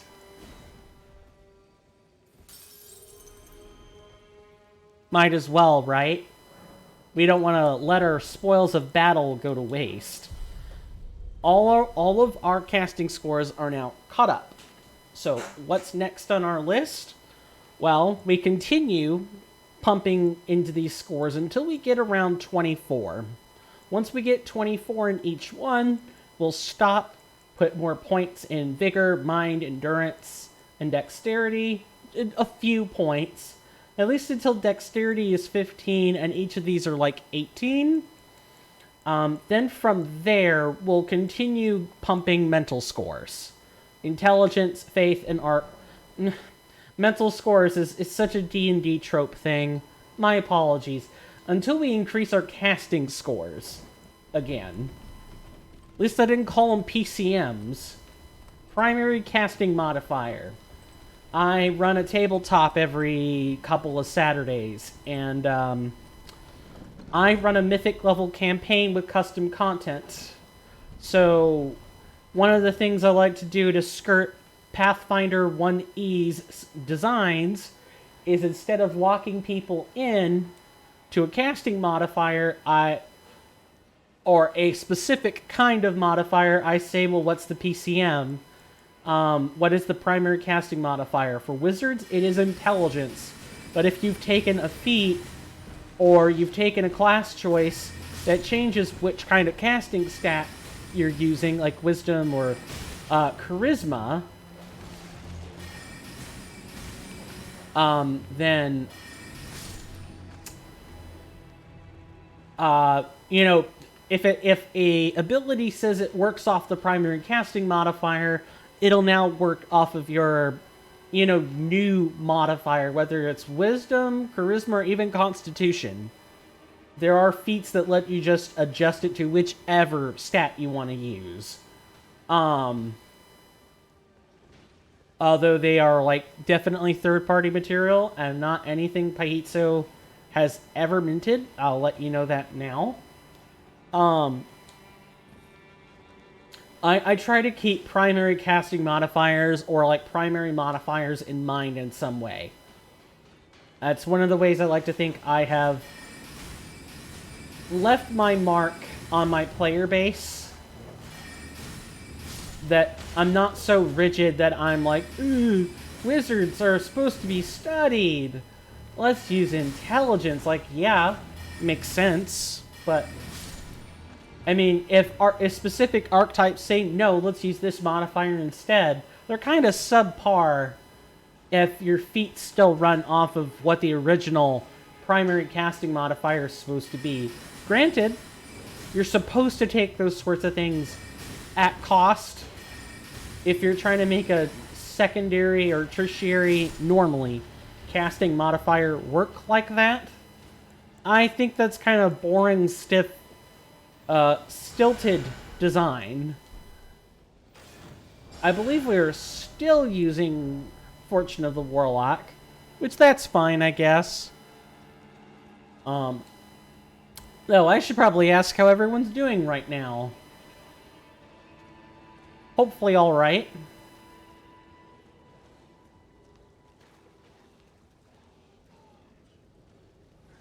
Gotta be careful with the pumpkin heads.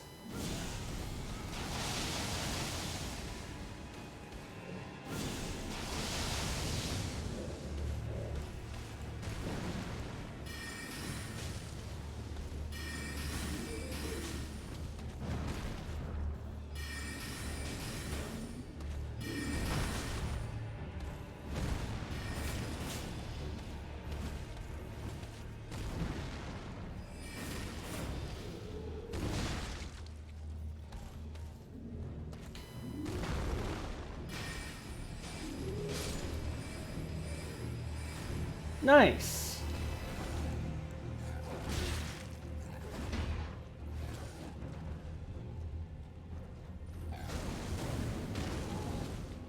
That's right. I've got your number. I got your number now, Misbegotten. It's 5675309. And if you... No, it's 8675309, or whatever that ad, however that television ad's supposed to go. 8675, yep, I got it. Man, see, even I could crack out a good meme, an oldie but a goodie every once in a while, in my opinion. But, and I'm, of course, entirely too amused with my effort for that, but...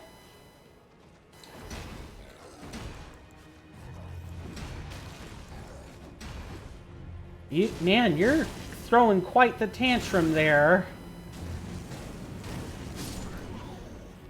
How about you calm it down?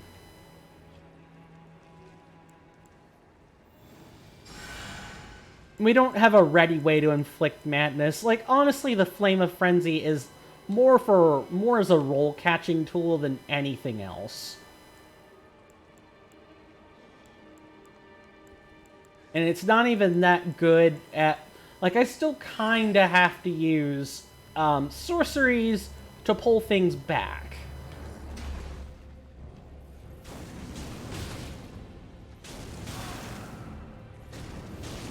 Interesting move on Wake Up. Yeah, they sometimes do that. Where they'll sort of use the whole battle cry. I shouldn't call them Ash of War, weapon arts. Well, they have an effect that's kind of like that. Oh.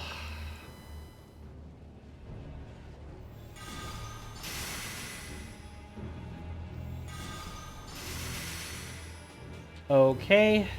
That isn't gonna work.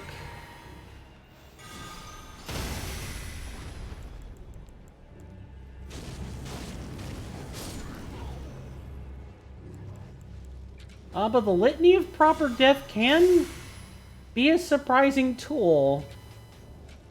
I didn't think about using it this way. Alright, well, come on. Oh, and it even has some nice back turn property. I'm talking about it like it's a fighting game. That tells you a bit more about my gaming background, doesn't it? It's got some good snap turning property. I didn't even think about that. Fantastic. I really am coming around to the Litany of Proper Death.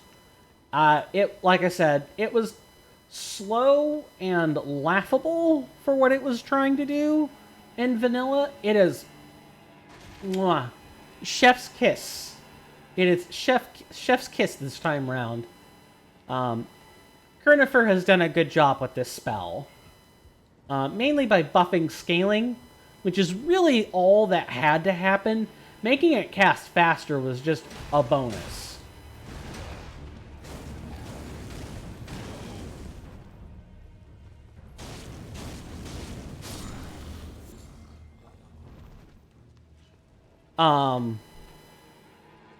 And this is why I like this mod so much. There's great attention to detail. Kernifer is super responsive with the community, and they've built a good one. They've built a good one around themselves. I'm glad to be part of it. Kernifer doesn't even take donations for his work, for their work. Excuse me, because I don't know who Kernifer is. I should be careful about using gendered pronouns. He doesn't take donation. They don't take donations. I just talked about it and then violated it again. They don't take donations for their work. Right, shame, but that is their right, because I think that their work is deserving of it. I would buy that, whoever they are, I would buy them several non-alcoholic drinks at whatever venue they fancied, as long as I had the ability to afford them, of course. And, or, you know, I'd slide a cool 100 under the desk and say, here, you know, you've done all this hard work. You deserve it.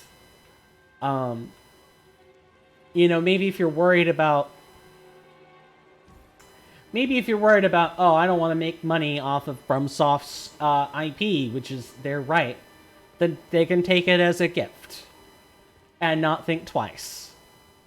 Of course, gifts can be refused. I don't want to force gifts or adulation or praise on Kernifer that Kernifer doesn't want. But, but, if you have people begging to donate to you, begging for some way to show support, and it is being denied to them, you know you're making some god-tier stuff. You're making an excellent mod. And maybe the adulation through words alone is enough for Kernifer. I don't know. I won't claim to know their character. I'll just say that if you have people donating to you and you refuse to take the donations, you know you're working on something good. You could probably make your own IP if you knew what kind of assets you were willing to pay for. The mod author can very easily do almost whatever they want. I'm in your debt for keeping the sword from those fallen creatures. I'm no longer bound by duty. Once I've rescued Irina, I will spend my remaining days with her. Thanks to you, I will be reunited with Irina. And do you want to tell him? Days to her. Or do you want me to tell him? I only hope it remains intact. Thanks to you, I will be reunited. Thanks to you, I'm gonna go on a killing spree. I don't know. I was just saying something stupid, but honestly, is it really that far from the truth? I never talked about what we received. We got the Grafted Blade Greatsword. It is a colossal sword. It does slashing damage. I believe Kernifer tweaked this one. I think it either has... I think the damage type and scaling has been adjusted, and the attack animations for all colossal weapons are a lot faster now. They're not super fast, but they're bearable now. Well, let's look at our prize. The Storied Sword of Castle Morne, a Revenger's weapon. It is burdened with oceans of anger and regret. One of the legendary armaments. A lone surviving champion from a country now vanished was so determined to continue fighting that he claimed the swords of an entire clan of warriors. Unique skill, Oath of Vengeance. Swear an oath upon the great sword to avenge the clan, temporarily raising all attributes for a certain duration. While the oath's effects are active, poise will also be increased. That sounds good. However, we should go check on Irina's corpse. Does he know about that yet? Rip grandma? Rip daughter? Is that how the redemption's gonna go? Is that how the meme goes now? There's this clip I saw on a Magic the Gathering tuber where the redemption was like this TikTok video or whatever, where it's like Rip grandma. And she's just, dancing. The woman who makes the video is dancing, saying "Rip Grandma, she's dead now." It's funny when it comes up unexpectedly, but you know, in a situation like this, I'm not sure it's appropriate to be memeing about it. Irina, how could this be? My daughter deserved better. The fault lies with me. I chose duty over my daughter's safety. And that is how fate has answered. I'll find them. The foul wretches responsible for this. I'll hunt them down and exterminate every last one of them. Rest assured, Irina, it will be done. I'll find them. The foul wretches. I'll hunt them down. Rest assured. So, you know how, we got finished reading that sword, and it said something about a Revenger's weapon? Yeah. What do you think, Edgar's gonna do now that he knows Irina's dead? He's gonna, you know, probably take up the cause of revenge in her name. I can't blame him. But it will be a thankless existence, you know, living only for revenge. There's a reason people warn about that. Living in revenge. It's not a good thing. It's damaging to your mental health, but that's kind of how it goes. Sometimes you do things and you don't care what consequence they have because you're trying to fill a hole. You're trying to fill a hole inside you and nothing else except going toward that one goal, no matter how insurmountable it might be. That one goal, even if it kills you, you can at least say, I died fighting for that goal. I died being lost to something I wanted to be lost to, and that's the end of that. It's a tragic story. It's a lesson in black and white. and why when people make poor decisions, fate chooses to reward them in kind, which is exactly what happened to Castellan Edgar when he chose his daughter, or his duty over his daughter. And in fairness to Edgar, Irina had an escort of soldiers escorting her, and the Misbegotten got to her. It's not as though Edgar was like, I'm just going to send my blind daughter to navigate the wilds of the lands between. No, he sent a caravan with escorts. He wanted to keep her safe. It just didn't work out. His best efforts, outside of him just forsaking his duty, it didn't work. Oh. So, I know we said, or that I said that we were going to do the nighttime bosses, but that ended up not working out this time. It took us a while to dispatch the Leon and Misbegotten. Next episode is going to be dedicated strictly to fighting nighttime bosses, or any enemy that we have failed to overcome thus far. We're going to attempt to deal with all of that. There are quite a few places. There are also a couple of spots that we could go explore and get the gear from, but we would just end up being miserable. And it's honestly much better if we deal with those places when we have spells. When we have better spells, I should say. Ones that maybe use our arcane stat more, or, maybe we're not so limited in how we deal the 4 elemental damage types. But that'll be for Sunday. Friday is going to be some more Blasphemous. We're going to, and I think on Friday we should be done exploring Hondo, and hopefully we'll fight the bosses, or boss,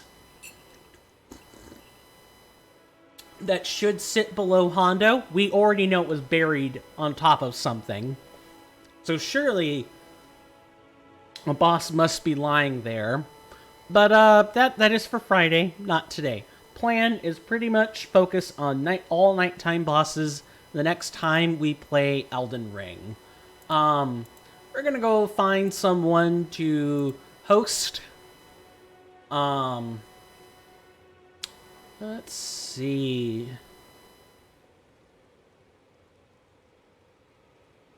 There is one person, however, I need to build up rapport with them again before we do any form of hosting with them. So instead, what I'm going to do is give you over to my good friend, Tony One Kenobi. If you like, he does a lot of different kinds of content, but he's mainly a Soulsborne player. So if you like, Elden Ring, you like Dark Souls 3, Sekiro, sometimes other stuff. Right now he's playing 7 Days to Die. So, and he's new at it. So if you like seeing that sort of thing where streamers branch outside of their comfort zones, I think you'll like what's on offer at Tony's place if he's not done streaming. So far it looks like he's not done. Thank you guys so much for signing on and, lurking in the background, or, popping in and hopping out. Really any kind of notice. I appreciate it. If you like the content, and you haven't done so already, please consider leaving a follow. It lets me know that you like the content, and that I can keep doing it. There are further forms of support that you can find all over the About Me page on Twitch. Additionally, and I apparently missed a follow for whatever reason. Thank you very much for that. Much appreciated. If you want to get in touch with me directly, best place to do that is on Twitter, but Discord also works. My Discord link will take you to a community Discord with other people that I talk to, so it ain't going to be just me. If you don't like community Discords and much prefer, a private server, you can always, DM me or try to friend me on some other server through Discord. But really, Twitter is your best place to get a hold of me directly. I think I've gabbed and shilled at you enough, however. I'll be turning it over to Tony One Kenobi now. Thank you very much for hanging out with me on today's stream. I'll see you guys on Friday. And my hallowed halls will always be welcome to any of you that choose to find safe harbor, safe passage, or, wild debate. All of it is welcome. And with that, I will see you guys on Friday. And take care. Stay safe out there. And bye-bye.